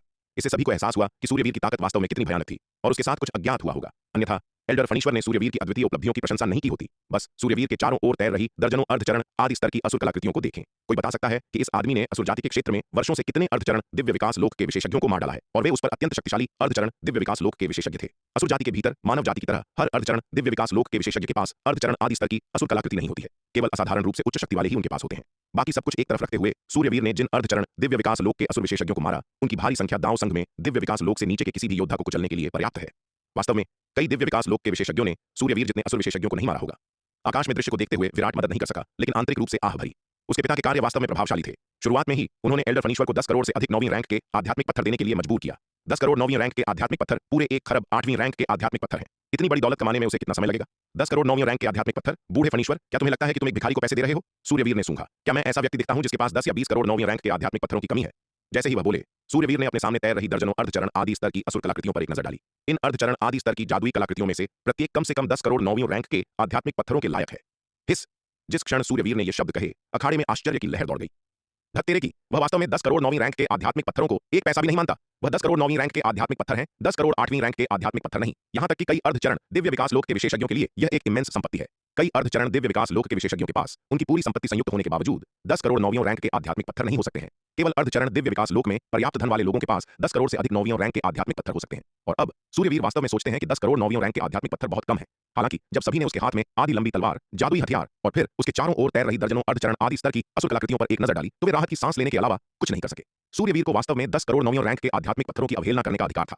उसके हाथ में आदि लंबी तलवार, जादुई हथियार को एक तरफ छोड़ दें तो उसके चारों ओर तैर रही दर्जनों अर्धचरण आदि स्तर की असुर कलाकृतियां ही कम से कम 10 अरब 9वीं रैंक के आध्यात्मिक पत्थरों के लायक थीं। इतनी विशाल संपत्ति के साथ यह स्वाभाविक ही था कि सूर्यवीर को 10 या 20 करोड़ 9वीं रैंक के आध्यात्मिक पत्थरों की परवाह नहीं होगी। एल्डर फनीश्वर ने सूर्यवीर के चारों ओर तैर रही कई असुर कलाकृतियों पर एक नजर डाली और महसूस किया कि सूर्यवीर के पास वास्तव में 10 या 20 करोड़ नौवियों रैंक के आध्यात्मिक पत्थरों की कमी नहीं थी। वह केवल अपने दांत पीस सकते थे और कह सकते थे, तो यह 50 करोड़ नौवियों रैंक के आध्यात्मिक पत्थर होंगे, इससे ज्यादा नहीं। यदि तुम अभी भी जोर देते हो तो आ जाओ, मैं इसे देख लूंगा। 10 अरब नौवीं रैंक के आध्यात्मिक पत्थर, और मैं आज इसे बराबर मानूंगा। अन्यथा मध्य महाद्वीप युद्ध कला प्रतियोगिता के बाद मैं तुम्हें खोजने के लिए दांव संघ मुख्यालय आऊंगा और फिर हम उचित बातचीत करेंगे। सूर्यवीर ने अपना हाथ लहराते हुए कहा। यह सुनकर एल्डर फनीश्वर का चेहरा पीला पड़ गया। उन्होंने सूर्यवीर को घूरा और अपने दांत पीसते हुए कहा, सूर्यवीर बहुत दूर मत जाओ। 10 अरब नौवीं रैंक के आध्यात्मिक पत्थर, यहां तक कि उनके जैसे दिव्य विकास लोक विशेषज्ञ के लिए भी यह कोई छोटी संपत्ति नहीं थी। उन्हें 10 अरब नौवीं रैंक के आध्यात्मिक पत्थर सौंपने के लिए कहना ऐसा महसूस होगा जैसे उनका अपना मांस का एक टुकड़ा फाड़ दिया गया हो। मैंने पहले ही अपना मन बता दिया है, तुम सहमत हो या नहीं, यह तुम पर निर्भर है। सूर्यवीर ने अपना हाथ लहराया और कहा, क्या तुम्हें यकीन है कि अगर मैं 10 अरब नौवीं रैंक के आध्यात्मिक पत्थर सौंप दूं तो तुम इस मामले को और आगे नहीं बढ़ाओगे? एल्डर फनीश्वर ने अंततः अपने दांत पीसने और कहने से पहले लंबे समय तक संकोच किया। चिंता मत करो, मैं सूर्यवीर हमेशा अपनी बात रखता हूं। सूर्यवीर मुस्कुराए और बोले, ठीक है, मैं भुगतान करूंगा। यहां मौजूद सभी लोगों ने तुम्हारे शब्द सुने। यदि तुम अपनी बात से मुकरते हो तो हर कोई जान जाएगा कि तुम सूर्यवीर टूटे हुए वादों वाले आदमी हो। एल्डर फनीश्वर ने सूंघा। इसके साथ उन्होंने एक स्थानिक जादुई खजाना निकाला और उसे सूर्यवीर की ओर फेंक दिया। सूर्यवीर ने स्थानिक जादुई हथियार लिया, अपनी दिव्य चेतना के साथ इसे स्कैन किया और अंत में संतुष्टि में सिर हिलाया। बुरा नहीं है बूढ़े फनीश्वर, तुम काफी समझदार हो। आखिरकार बूढ़े फनीश्वर एक दिव्य विकास लोक विशेषज्ञ थे और वह संभवतः युमेश शाही शहर में उनसे नहीं लड़ सकते थे। सबसे पहले यदि वे वास्तव में लड़ते तो वह बूढ़े फनीश्वर को हराने में सक्षम नहीं हो सकते थे, और भले ही वह उन्हें हराने में कामयाब रहे, उन्हें काफी कीमत चुकानी होगी। उनकी तत्काल सफलता से मूर्ख मत बनो, एक ही तलवार के वार से बूढ़े फनीश्वर का हाथ काटने में। ऐसा केवल इसलिए था क्योंकि उन्होंने बूढ़े फनीश्वर को अप्रत्याशित रूप से पकड़ लिया था। यदि बूढ़े फनीश्वर तैयार होते तो वह उन्हें इतनी आसानी से घायल नहीं कर पाते। हालांकि अब उन्होंने अर्धचरण दिव्य विकास लोक की सीमा तक साधना कर ली थी, जो दिव्य विकास लोक को तोड़ने से केवल एक बाल की चौड़ाई दूर थी। फिर भी वह बाल की चौड़ाई उनके और एक सच्चे दिव्य विकास लोक विशेषज्ञ के बीच एक बड़ा अंतर दर्शाती थी। दिव्य विकास लोक और अर्धचरण दिव्य विकास लोक के बीच का अंतर हालांकि केवल आधा कदम प्रतीत होता है, जीवन के दो बिल्कुल अलग अलग स्तरों का प्रतिनिधित्व करता है। दिव्य विकास लोक वास्तव में एक जन्मजात जीवन रूप बनने का प्रतीक है, जबकि अर्धचरण दिव्य विकास लोक हालांकि दिव्य विकास लोक में आधा कदम उठा चुका है, फिर भी एक अर्जित जीवन रूप माना जाता है। अर्जित और जन्मजात जीवन रूपों के बीच की विशाल खाई को आसानी से नहीं पाटा जा सकता है। वह केवल एक दिव्य विकास लोक विशेषज्ञ के साथ संघर्ष करने में सक्षम थे, क्योंकि उनके पास एक आधी लंबी तलवार जादुई हथियार था। अन्यथा इस आदि जादुई हथियार के बिना वह एल्डर फनीश्वर को चुनौती देने के योग्य नहीं होते। दूसरे, भले ही वह अपने आधी लंबी तलवार जादुई हथियार के साथ एल्डर फनीश्वर को हरा सकते, वह युमेश शाही शहर में एल्डर फनीश्वर के साथ पूर्ण पैमाने पर लड़ाई में शामिल नहीं होते। अन्यथा पूरा युमेश शाही शहर अनिवार्य रूप से खंडहर में बदल जाएगा और अनगिनत जीवन राख में मिल जाएंगे। निर्दोषों को नुकसान पहुंचाने का ऐसा कृत्य कुछ ऐसा है जो सूर्यवीर अपने व्यक्तित्व को देखते हुए कभी नहीं करेंगे। एल्डर फनीश्वर को उनकी धमकी केवल मध्य महाद्वीप युद्ध कला प्रतियोगिता के बाद दांव संघ मुख्यालय में उनके साथ हिसाब बराबर करने के लिए थी, यहाँ पूर्ण पैमाने पर लड़ाई में शामिल होने के लिए नहीं। चूंकि वह अभी एल्डर फनीश्वर का कुछ नहीं कर सकते थे, इसलिए वह कुछ लाभ निकालने का अवसर भी ले सकते थे। 10 अरब नौवीं रैंक के आध्यात्मिक पत्थर एक बड़ी संपत्ति है। आखिरकार विराट वास्तव में घायल नहीं हुआ था, इसलिए यह एक बहुत ही सार्थक सौदा है। बेशक यह मानते हुए कि विराट को कुछ नहीं होता, अन्यथा 10 अरब नौवीं रैंक के आध्यात्मिक पत्थर तो दूर, एक खरब भी सूर्यवीर के गुस्से को शांत करने के लिए पर्याप्त नहीं होंगे। वह एल्डर फनीश्वर को मारने के लिए अपनी जान जोखिम में डाल देते। जिस किसी ने भी उसके बेटे को मारने की हिम्मत की, उसे अपनी जान देकर भुगतान करना होगा। इन मामलों से निपटने के बाद सूर्यवीर मुड़े और अखाड़े के नीचे के क्षेत्र की ओर उड़े। दिव्य पवन महल की स्वामिनी ने सूर्यवीर को पास आते देखा। उनकी सुंदर आंखें जटिल भावनाओं से भरी थीं। उन्होंने उसे लंबे समय तक घूरा और अंत में धीरे से पुकारा, भाई सूर्य। दिव्य पवन महल की स्वामिनी की पुकार सुनकर सूर्यवीर की तनावग्रस्त नसें तुरंत शिथिल हो गईं। भगवान का शुक्र है, भगवान का शुक्र है, छोटी यूं ने उन्हें स्वामी नहीं कहा, अन्यथा वह वास्तव में नहीं जानते कि कैसे प्रतिक्रिया दें। रेणुका, बहुत समय हो गया, तुम कैसी हो? सूर्यवीर मुस्कुराए और दिव्य पवन महल की स्वामिनी से कहा, हे सूर्यवीर, तुम इन सभी वर्षों में कहां थे? दशकों से तुम्हारे बारे में एक शब्द भी क्यों नहीं आया? एल्डर योगिता ने सूर्यवीर पर एक नजर डाली और जिज्ञासा से भरे चेहरे के साथ पूछा, सीनियर योगिता, यह एक लंबी कहानी है, मैं आपको बाद में बताऊंगा। सूर्यवीर मुस्कुराए और बोले। इसके साथ सूर्यवीर सीधे विराट की ओर चले गए। तुम बदमाश, यह वास्तव में तुम हो। महागुरु जगत और भावेश एक के बाद एक मुझसे तुम्हारा जिक्र कर रहे थे। मैंने सोचा कि यह सिर्फ एक ही नाम वाला कोई है। मुझे उम्मीद नहीं थी कि दक्षिणी महाद्वीप से बाहर आने वाले वास्तव में तुम ही होगे। सूर्यवीर ने विराट को ऊपर से नीचे तक ध्यान से देखा और आह भरने से खुद को रोक नहीं सके। पिताजी, आप पिछले कुछ दशकों से इतना लापरवाह और अनियंत्रित जीवन जी रहे हैं, एक भी संदेश वापस भेजे बिना। मैं आपको हर जगह खोज रहा हूं। विराट ने अपने सामने परिचित मध्यम आयु वर्ग के आदमी को देखा। उसका दिल मिश्रित भावनाओं से भरा था, जटिल और व्यक्त करना मुश्किल था। फिर भी वह थोड़ी नाराजगी के साथ कहने से खुद को रोक नहीं सका, तुम छोटे बदमाश, तुम कुछ नहीं जानते। मैं तुम्हारी भलाई के लिए तुमसे संवाद नहीं कर रहा हूं, अन्यथा यदि मेरे दुश्मन दस्तक देते हैं तो हम मारने के लिए तुम जैसे 100 काफी नहीं होंगे। सूर्यवीर ने चिढ़कर विराट के सिर पर थप्पड़ मारने से खुद को नहीं रोका। तुम्हें लगता है कि मैं तुम्हें छोड़ना चाहता था और अब तुम अपने पिता को दोष दे रहे हो? विराट अवाक रह गया और बोला, पापा, आपने मुझे बिना एक शब्द कहे दशकों तक छोड़ दिया और मैं कुछ शब्द भी नहीं कह सकता। ठीक है, चलो अब इन बातों के बारे में बात न करें। कई चीजें उतनी सरल नहीं है जितनी तुम सोचते हो। सूर्यवीर ने अपना हाथ लहराया और कहा, बदमाश, इतने सारे लोगों के सामने ये बातें क्यों कह रहे हो? तुम अपने बूढ़े आदमी को बिल्कुल भी सम्मान नहीं देते। तुम पिटाई के लायक हो, खासकर रेणुका के यहाँ होने के साथ। अगर वह ये शब्द सुनती है और मीरा को बताती है और मीरा को पता चलता है कि मैंने अपने बेटे को दशकों से छोड़ दिया है, तो मैं निश्चित रूप से पिटाई के लिए तैयार हूं।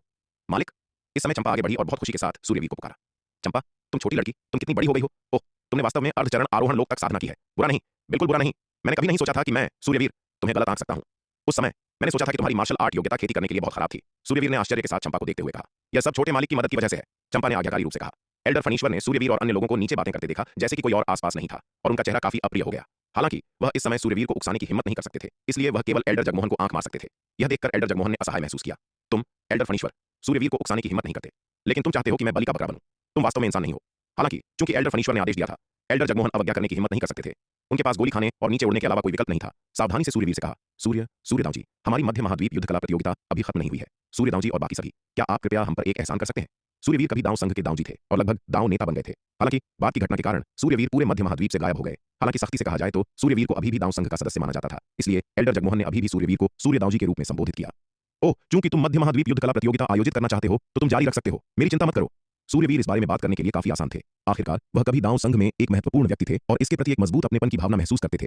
हालांकि दांव संघ के एल्डर फनीश्वर और अन्य लोगों के बारे में उनकी अच्छी राय नहीं थी, लेकिन वह दांव संघ द्वारा आयोजित मध्य महाद्वीप युद्ध कला प्रतियोगिता को बाधित नहीं करना चाहते थे। दांव संघ के भीतर अभी भी उपाध्यक्ष दिवाकर, बाबा दिगंबर, महागुरु जगत और भावेश जैसे कई समान विचारधारा वाले व्यक्ति थे। सूर्यवीर के शब्दों को सुनकर एल्डर जगमोहन ने राहत की सांस ली। मध्य महाद्वीप युद्ध कला प्रतियोगिता जारी रही। वास्तव में ठाकुर विक्रमजीत पर विराट की जीत के बाद मध्य महाद्वीप युद्ध कला प्रतियोगिता का पहला भाग अनिवार्य रूप से समाप्त माना जा सकता था। अगला दांव संघ 3 प्राचीन परिवारों और 5 प्रमुख संप्रदायों के लिए शिष्य भर्ती प्रक्रिया थी। साथ ही नवागंतुक रैंकिंग पर शीर्ष 10 के लिए विभिन्न उदार पुरस्कार। विराट द्वारा ठाकुर विक्रमजीत को हराने के बाद किसी ने भी नवागंतुक रैंकिंग पर उसके पहले स्थान पर आपत्ति करने की हिम्मत नहीं की। इसके अलावा अब जब सूर्यवीर मौत का यह देवता प्रकट हो गया था तो अपनी जान जोखिम में डालने की हिम्मत कौन करेगा। यहां तक कि एल्डर फनीश्वर, एक दिव्य विकास लोक विशेषज्ञ जैसे शक्तिशाली विशेषज्ञ को भी सूर्यवीर का सामना करते समय झुकना पड़ा। ठाकुर परिवार के युवा मालिक ठाकुर विक्रम सिंह को सूर्यवीर ने जमीन पर पटक दिया था और ठाकुर परिवार के योद्धाओं ने बचाया था। वह अभी भी सदमे से उबर रहा था, फिर भी ठाकुर परिवार के योद्धाओं ने एक शब्द भी बोलने की हिम्मत नहीं की। अतुलनीय रूप से शक्तिशाली सूर्यवीर का सामना करते हुए हर कोई प्लेग की तरह उससे बचता था। उसे फिर से उकसाने की सक्रिय कोशिश तो दूर की बात थी। अधिपति लोकेश, जो पहले सबसे अधिक उद्दंड थे, अब एक कोने में दुबक गए, यह कामना करते हुए कि कोई उन्हें नोटिस न करे ताकि सूर्यवीर का निशाना बनने से बचा जा सके। सूर्यवीर के अचानक प्रकट होने ने उन्हें बहुत भयभीत कर दिया था। यहां तक कि पशुपालन संप्रदाय के प्रमुख महंत गजेंद्र ने भी फिर से बाहर कूदने की हिम्मत नहीं की। जहां तक जयपाल परिवार के 9वें एल्डर प्रहलाद की बात है, जो मूल रूप से परेशानी पैदा करना चाहते थे, वे भी आज्ञाकारी रूप से कायर बन गए। जहां तक विराट द्वारा ठाकुर विक्रमजीत के मारे जाने की बात है, किसी ने फिर इसका उल्लेख नहीं किया। आखिरकार पिछली लड़ाई में ठाकुर विक्रमजीत ने एक शक्तिशाली आक्रामक गुप्त खजाने का उपयोग करके प्रतियोगिता के नियमों का उल्लंघन किया और बाद में विराट के हाथों उसकी मृत्यु उसका अपना किया धरा थी। सूर्यवीर के प्रकट होने से पहले अन्य लोग इसे विराट पर हमला करने के बहाने के रूप में उपयोग कर सकते थे, लेकिन सूर्यवीर के प्रकट होने के बाद ठाकुर विक्रमजीत की मृत्यु अर्थहीन थी। विराट, आयु, माया, दामिनी, युवराज, युवान, कुंवर चंद्रभान, विवस्वान, युवराज काल, नलिनी और गुरु भूपति नवागंतुक सूची के शीर्ष 10 योद्धा स्वतंत्र रूप से निम्नलिखित संप्रदायों या बलों में से किसी में शामिल होने का चयन कर सकते थे। दांव संघ, 3 प्राचीन परिवार या 5 प्रमुख संप्रदाय। बिना किसी अपवाद के इन 10 में से लगभग सभी ने दांव संघ में शामिल होने और इसके दांव पुत्र बनने का विकल्प चुना। विराट को कुछ संदेह था कि क्या दांव संघ में शामिल होने के बाद उसे एल्डर फनीश्वर द्वारा जानबूझकर निशाना बनाया जाएगा। आखिरकार अगर एक दिव्य विकास लोक विशेषज्ञ उसे नुकसान पहुंचाने के लिए दृढ़ संकल्पित था तो विराट को लगा कि वह इसका सामना करने में सक्षम नहीं हो सकता है। हालांकि सूर्यवीर ने उसे ज्यादा न सोचने के लिए कहा। हालांकि दांव संघ के भीतर आंतरिक कलह थी, लेकिन एल्डर फनीश्वर जैसे लोग अभी भी अल्पसंख्यक थे। एल्डर फनीश्वर दांव संघ के भीतर सब कुछ नियंत्रित नहीं कर सकते थे और न ही वह दांव संघ के दांव पुत्रों को दंड से मुक्ति के साथ जहर देने की हिम्मत करेंगे। सूर्यवीर का आश्वासन सुनकर विराट ने अपने सभी संदेहों को पूरी तरह से अलग कर दिया और दांव संघ में शामिल होने और दांव पुत्र बनने का विकल्प चुना। आखिरकार उसके पिता ने भी ऐसा ही कहा था, उसके लिए संकोच करने की क्या बात थी। इसके अलावा अब जब उसके पास अपने पिता का समर्थन था तो एल्डर फनीश्वर शायद अब उस पर खुले तौर पर हमला करने की हिम्मत नहीं करेंगे। अब उसके पास वास्तव में एक शक्तिशाली समर्थक था। दांव संघ के पुरस्कार प्राप्त करने के बाद विराट और अन्य लोग दिव्य पवन महल और अन्य लोगों के साथ दिव्य पवन महल के निवास पर लौट आए। अगला विभिन्न संप्रदायों के लिए शिष्यों की भर्ती के लिए 1 महीना था। 1 महीने बाद मध्य महाद्वीप युद्ध कला प्रतियोगिता का दूसरा भाग आधिकारिक तौर पर शुरू होगा। विराट, माया, आयु, गुरु भूपति और सूची में अन्य शीर्ष 10 नवागंतुक भी मध्य महाद्वीप युद्ध कला प्रतियोगिता के दूसरे भाग में भाग लेने के लिए योग्य थे। विराट, मैंने कभी कल्पना नहीं की थी कि तुम्हारे पिता वास्तव में प्रसिद्ध सीनियर सूर्यवीर थे। दिव्य पवन महल के निवास पर वापस जाने के रास्ते में वैदेही विराट के बगल में चली और विस्मय से भरे चेहरे के साथ उससे कहा। विराट से बात करते समय वैदेही कभी कभी आगे चल रहे सूर्यवीर की ओर देखती, उसकी आंखें प्रशंसा से चमक रही थीं। दांव संघ की एक दांव शिष्या के रूप में वैदेही कभी सूर्यवीर से नहीं मिली थी, लेकिन इसने उसकी प्रशंसा और पूजा को कम नहीं किया। दांव संघ में सूर्यवीर का अतीत वास्तव में पौराणिक था। वह एक उदार और नेक आदमी थे, एक सच्चे नायक। हालांकि उनके कई दुश्मन थे, उनके कई प्रशंसक भी थे, अन्यथा वह केवल कुछ दशकों में इतना शक्तिशाली गठबंधन बनाने में सक्षम नहीं होते। विराट, तुम अब दांव संघ के दांव शिष्य हो और हम अब से साथी शिष्य होंगे। चूंकि तुम दांव संघ में शामिल हो गए हो, क्या तुम्हें मुझे अपने सम्मान के प्रतीक के रूप में एक छोटा सा उपहार नहीं देना चाहिए। सूर्यवीर की प्रशंसा करने के बाद वैदेही विराट की ओर मुड़ी और उसे जबरन वसूलना शुरू कर दिया। विराट अविश्वसनीय रूप से अमीर था और यह उससे एहसान वसूलने का एक सुनहरा अवसर था जिसे वैदेही स्वाभाविक रूप से नहीं चूकती। जबकि वह सूर्यवीर की प्रशंसा करती थी, इसने उसे विराट को ब्लैकमेल करने से नहीं रोका। वैदेही, क्या तुम गलत नहीं हो? चूंकि मैं दांव संघ का दांव पुत्र बन गया हूं, क्या तुम्हें मुझे बधाई उपहार के रूप में कुछ अच्छी चीजें नहीं देनी चाहिए। विराट ने वैदेही पर एक नजर डाली और चिढ़कर कहा। यह बिना दिमाग वाली लड़की वास्तव में उसे ब्लैकमेल करना चाहती थी। वह वास्तव में सपना देख रही थी। उसने चंपा द्वारा दी गई सभी खजानों की वापसी की मांग न करके पहले ही काफी विनम्रता दिखाई थी और अब वह अपनी किस्मत आजमाने की कोशिश कर रही थी। विराट, मैं अब तुम्हारी सीनियर सिस्टर हूं, मुझे वैदेही मत कहो, यह असभ्य है। अब से तुम्हें मुझे सीनियर सिस्टर वैदेही कहना होगा, समझे। वैदेही ने अपनी बाहें पार की, विराट को एक अहंकारी हवा के साथ नीचे देखते हुए। विराट ने इस बिना दिमाग वाली लड़की पर एक नजर डाली और उसे स्वीकार करने की भी जहमत नहीं उठाई। तुम्हें लगता है कि तुम उसे सीनियर सिस्टर कह सकती हो? बिल्कुल नहीं। समूह के दिव्य पवन महल के निवास पर लौटने के बाद सूर्यवीर ने विराट और चंपा को बुलाया और वर्षों के उनके अनुभवों के बारे में पूछताछ की। वह बहुत हैरान थे। उस समय उन्होंने अनगिनत संसाधन खर्च किए थे और विराट की मार्शल आर्ट योग्यता को सुधारने के लिए हर संभव तरीका अपनाया था, फिर भी वह इसे हासिल नहीं कर सके। विराट ने लघु महान क्षेत्र के बाद के चरण तक कैसे साधना की थी। विराट अपनी मां के गर्भ में रहते हुए ही जन्मजात रूप से घायल हो गया था, जिसके परिणाम स्वरूप अत्यंत खराब मार्शल आर्ट योग्यता थी। अनगिनत प्रयासों के बाद भी विराट की योग्यता को बहुत अच्छा नहीं माना गया था। तार्किक रूप से बोलते हुए विराट की मूल योग्यता के साथ देव शक्ति साधना तक पहुंचना पूर्ण शिखर होता। यदि वह दिव्य रूपांतरण रैंक को तोड़ सकता तो इसे महान क्षेत्र को तोड़ने की तो बात ही छोड़िए, बेहद भाग्यशाली माना जाता। लेकिन वास्तव में विराट ने न केवल महान क्षेत्र को तोड़ा बल्कि साधना के केवल कुछ दशकों में ऐसा किया। साधना की इतनी भयानक गति कुछ ऐसी थी जो वह स्वयं भी उस समय मेल नहीं खा सकते थे। जिस चीज ने उन्हें और भी अधिक आश्चर्यचकित किया वह यह था कि चंपा, जिसकी मार्शल आर्ट योग्यता विराट की तुलना में बहुत कम थी, ने अब अर्धचरण आरोहण लोक तक साधना कर ली थी। साधना की यह भयानक गति कुछ ऐसी थी जो वह भी मेल नहीं खा सकते थे। सूर्यवीर इस बात को लेकर बेहद उत्सुक थे कि उन दोनों ने इतना अविश्वसनीय कारनामा कैसे किया। विराट ने वर्षों के अपने अनुभवों को याद किया, यहां तक कि अनंत परम मीनार प्राप्त करने के बाद खेती की गई अनंत अराजकता सम्राट तकनीक को भी नहीं छिपाया। इन रहस्यों को अपने पिता से छिपाने का कोई मतलब नहीं था। अगर वह अपने पिता पर भी भरोसा नहीं कर सकता था तो वह किस पर भरोसा कर सकता था। विराट की कहानी सुनकर सूर्यवीर को अपनी रीढ़ में सिहरन महसूस हुई। उन्हें वास्तव में उम्मीद नहीं थी कि दक्षिणी महाद्वीप छोड़ने के कुछ छोटे दशकों में विराट ने इतना अनुभव किया था और कई बार मौत से बाल बाल बचा था। सौभाग्य से विराट ने सर्वोच्च खजाना अनंत परम मीनार प्राप्त कर लिया था, अन्यथा विराट शायद बहुत पहले ही मर गया होता। अगर ऐसा कुछ हुआ होता तो वह वास्तव में नहीं जानते थे कि वह बाद में अपनी पत्नी का सामना कैसे करेंगे। विराट की कहानी सुनने के बाद सूर्यवीर को एक डर महसूस हुआ और वह अपने माथे से ठंडा पसीना पोंछने के अलावा कुछ नहीं कर सके। सालों पहले सुरक्षित पक्ष में रहने के लिए उन्होंने बेटा होने के रहस्य को उजागर न करने की पूरी कोशिश की थी। ऐसा न हो कि उनके दुश्मन इसका पता लगा लें और उन्हें ट्रैक कर लें, जिससे विराट की मौत हो जाए।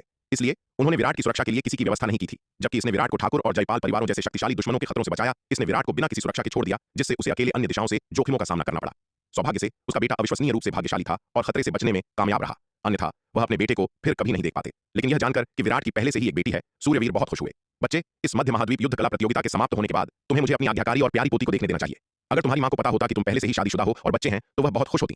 सूर्यवीर खुशी से बोले जब वह कमरे में आगे पीछे घूम रहे थे। पिताजी, उस समय मेरी मां को क्या हुआ था? विराट ने यह सुनकर जल्दी से पूछा।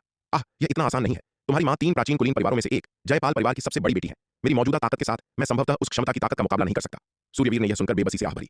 इन वर्षों में मैं अपनी ताकत को सुधारने के लिए हर संभव तरीके की कोशिश करते हुए पूरे शक्ति सिंधु महाद्वीप में यात्रा और प्रशिक्षण कर रहा हूं, साथ ही अपनी खुद की ताकत का निर्माण भी कर रहा हूं। अब मैं केवल इतना कह सकता हूं कि मैंने कुछ शुरुआती प्रगति की है। मेरे और उस क्षमता की ताकत के बीच अभी भी काफी अंतर है। पिताजी, आपके द्वारा बनाई गई सेना का नाम क्या है? विराट यह सुनकर पूछने से खुद को रोक नहीं सका। क्या इसे कनिष्क संघ कहा जाता है? यह सही है, इसे कनिष्क संघ कहा जाता है। सूर्यवीर ने सिर हिलाया और कहा, उस समय तुम्हारी मां और मुझे 2 प्राचीन कुलीन परिवारों ठाकुर और जयपाल परिवारों द्वारा शिकार किया गया था। हमें बहुत नुकसान हुआ क्योंकि हम संख्या में कम थे और कमतर थे। उसके बाद मैंने सोचा कि अगर मैं 3 प्राचीन कुलीन परिवारों का मुकाबला करना चाहता हूं तो मैं केवल अपनी ताकत पर भरोसा नहीं कर सकता। इसलिए दक्षिणी महाद्वीप को छोड़ने के बाद मैंने कदम दर कदम कनिष्क संघ के निर्माण में दशकों बिताए। अब हालांकि कनिष्क संघ की शक्ति 3 प्राचीन परिवारों जितनी महान नहीं है, यह 5 प्रमुख संप्रदायों में से किसी से भी कमजोर नहीं है और यह रत्न भंडार संप्रदाय से कमतर नहीं है। पिताजी, आपकी बातें बहस का विषय है। मौसी रेणुका का दिव्य पवन महल अब पहले की तुलना में कहीं अधिक शक्तिशाली है। इसमें 15 अर्धचरण दिव्य विकास लोक विशेषज्ञ, 180 से अधिक शिखर आरोहण लोक विशेषज्ञ और कुल 2000 से अधिक आरोहण लोक विशेषज्ञ हैं। क्या आपके कनिष्क संघ के पास ऐसी ताकत है? विराट ने मुस्कुराते हुए कहा। यह सुनकर सूर्यवीर के चेहरे के भाव सख्त हो गए। उन्होंने आश्चर्य से पूछा, रेणुका का दिव्य पवन महल इतना शक्तिशाली कब हो गया? दिव्य पवन महल में पहले से ही 12 अर्धचरण दिव्य विकास लोक विशेषज्ञ थे जो युमेश शाही शहर आए थे, जिसने पहले ही सूर्यवीर को आश्चर्यचकित कर दिया था। लेकिन उन्हें उम्मीद नहीं थी कि यह दिव्य पवन महल की ताकत का सिर्फ एक छोटा सा हिस्सा था। दिव्य पवन महल की सच्ची शक्ति इतने अविश्वसनीय स्तर पर पहुंच गई थी। यदि दिव्य पवन महल की ताकत वास्तव में वैसी ही है जैसा विराट ने वर्णित किया है, तो एक दिव्य विकास लोक विशेषज्ञ की कमी के अलावा इसके आरोहण लोक विशेषज्ञों की संख्या किसी भी तरह से 5 प्रमुख संप्रदायों के नेता रत्न भंडार संप्रदाय से कम नहीं है और यहां तक कि उससे भी अधिक हो सकती है। जबकि उनका कनिष्क संघ कमजोर नहीं है, यह वास्तव में आरोहण लोक विशेषज्ञों की संख्या के मामले में दिव्य पवन महल की तुलना नहीं कर सकता है। कनिष्क संघ में वर्तमान में लगभग 1000 आरोहण लोक विशेषज्ञ हैं और आरोहण लोक के शिखर से ऊपर के लोगों की संख्या 100 से कम है। सदियों पहले एक बड़े उथल-पुथल के कारण दिव्य पवन महल को एक विनाशकारी झटका लगा और कभी उबर नहीं पाया। दशकों पहले इसे अभी भी 5 प्रमुख संप्रदायों में सबसे कमजोर माना जाता था, यहां तक कि वरुण महल जैसी किसी चीज से भी कमतर। सिर्फ कुछ दशकों में दिव्य पवन महल की ताकत इतनी नाटकीय रूप से कैसे बढ़ सकती थी, यह वास्तव में चौंकाने वाला है। पिछले 20 वर्षों या उससे अधिक समय से उन्होंने अपना अधिकांश समय पश्चिमी ब्याबान में असुर जाति के क्षेत्र में उद्यम और प्रशिक्षण में बिताया है और मध्य महाद्वीप में क्या हो रहा है इसके बारे में बहुत कम जानते हैं। यह सब छोटे मालिक की बदौलत है। चंपा इस समय बीच में बोलने से खुद को नहीं रोक सकी। 10 साल से अधिक समय पहले दिव्य पवन महल और छोटे मालिक के तलवार संप्रदाय के बीच सहयोग के बाद से उनकी ताकत छलांग और सीमा से आगे बढ़ने लगी। छोटे मालिक ने दिव्य पवन महल को कई अविश्वसनीय रूप से प्रभावी संसाधन प्रदान किए, जिससे दिव्य पवन महल की ताकत बेहद तेज गति से बढ़ी। क्या विराट का योगदान? सूर्यवीर यह सुनकर स्तब्ध रह गए। वह विराट की ओर मुड़े और पूछा, लड़के, क्या चंपा ने जो कहा वह सच है? यह छोटी लड़की चंपा पूरी तरह से इस लड़के के प्रति समर्पित है और यह अपरिहार्य है कि वह विराट की प्रशंसा करने के लिए अतिशयोक्ति करेगी। जब विराट बचपन में शरारती था और मुसीबत में पड़ जाता था तो यह छोटी लड़की अक्सर सजा से बचने के लिए अभिनय करने और उसे धोखा देने के लिए विराट के साथ सहयोग करती थी। मालिक, बिल्कुल मैं सच कह रही हूं, मैं आपसे झूठ कैसे बोल सकती हूं? सूर्यवीर के शब्दों को सुनकर चंपा ने कुछ नाराजगी से कहा, ठीक है, मैं तुम पर विश्वास करता हूं। छोटी लड़की के सूजे हुए होंठों और पीड़ित अभिव्यक्ति को देखकर सूर्यवीर ने जल्दी से उत्तर दिया। हालांकि जब उन्होंने यह कहा, उन्होंने मन ही मन सोचा, ये छोटी लड़की, जब हम छोटे थे तो तुमने इस लड़के के लिए मुझसे कितनी बार झूठ बोला था। विराट इस दृश्य को देख रहा था, बस मुस्कुराया और कोई और स्पष्टीकरण नहीं दिया। जानबूझकर अपने पिता को सस्पेंस में रखा ताकि वह बाद में उन्हें ठीक से चौंका सके। युमेश शाही शहर, दांव संघ मुख्यालय। एक भव्य हॉल में ठाकुर परिवार के युवा मालिक ठाकुर विक्रम सिंह, जयपाल परिवार के 9वें एल्डर प्रहलाद, पशुपालन संप्रदाय के प्रमुख महंत गजेंद्र और वरुण प्रांत के प्रीफेक्ट अधिपति लोकेश एक साथ एकत्र हुए। एल्डर फणीश्वर के दोनों ओर बैठे। एल्डर फणीश्वर, आपने हमें दिन के दौरान सूर्यवीर पर हमला करने और उसे मारने का आदेश क्यों नहीं दिया? ठाकुर विक्रम सिंह ने एल्डर फणीश्वर को एक हैरान अभिव्यक्ति के साथ देखा। उनका स्वर नाराजगी से भरा था। भले ही सूर्यवीर मजबूत हो, वह संभवतः अपने दम पर हम में से इतने लोगों के हमले का सामना नहीं कर सकता था। यह सही है, युवा मालिक ठाकुर सही कह रहे हैं। मैं भी इस मामले से उतना ही हैरान हूं। जयपाल परिवार के 9वें एल्डर प्रहलाद ने कहा। सूर्यवीर दिन के दौरान इतना अहंकारी था। एल्डर फणीश्वर ने उसे इतनी नरमी क्यों दिखाई? क्या तुम्हें लगता है कि मैं उस कुत्ते सूर्यवीर को मारना नहीं चाहता था? एल्डर फणीश्वर ने ठंडेपन से सूंघा। उनका चेहरा काला पड़ गया। लेकिन सूर्यवीर कभी दांव संघ का एक दांव पुत्र था।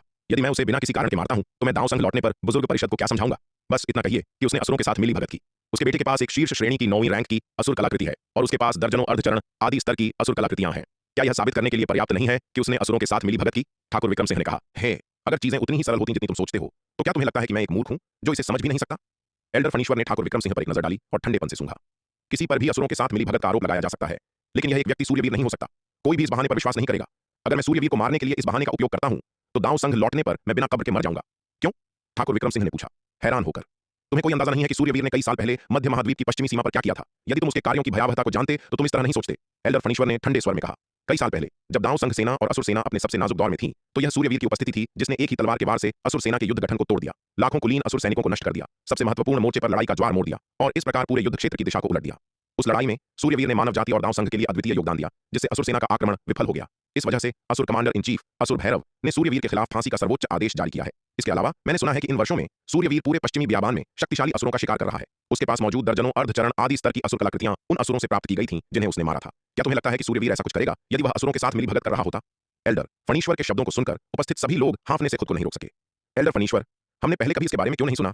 अधिपति लोकेश पूछे बिना नहीं रह सके, क्योंकि दांव संघ की सेना ने सूर्यवीर की सुरक्षा के लिए और जासूसी को रोकने के लिए कि उसका पता लीक न हो और उसे असुरों द्वारा घात लगाकर हमला न किया जाए, दांव संघ बुजुर्ग परिषद को खबरों को सील करने का आदेश दिया। दांव संघ की सेना और बुजुर्ग परिषद के अलावा वर्तमान में किसी भी बाहरी व्यक्ति को इस मामले के बारे में पता नहीं है। एल्डर फणीश्वर ने भावहीन होकर कहा, यदि सूर्यवीर ने आज खुद को नहीं दिखाया होता तो उसका पता अब कोई रहस्य नहीं रहता और मैं तुम्हें यह बताने की हिम्मत नहीं करता, अन्यथा मुझे भी दांव संघ बुजुर्ग परिषद द्वारा दंडित किया जाता है बिना दया के मौत। अधिपति लोकेश, तुम्हारा मतलब क्या है? महारानी रेणुका ने अधिपति से अर्धचरण आरोहण लोक में लीन है।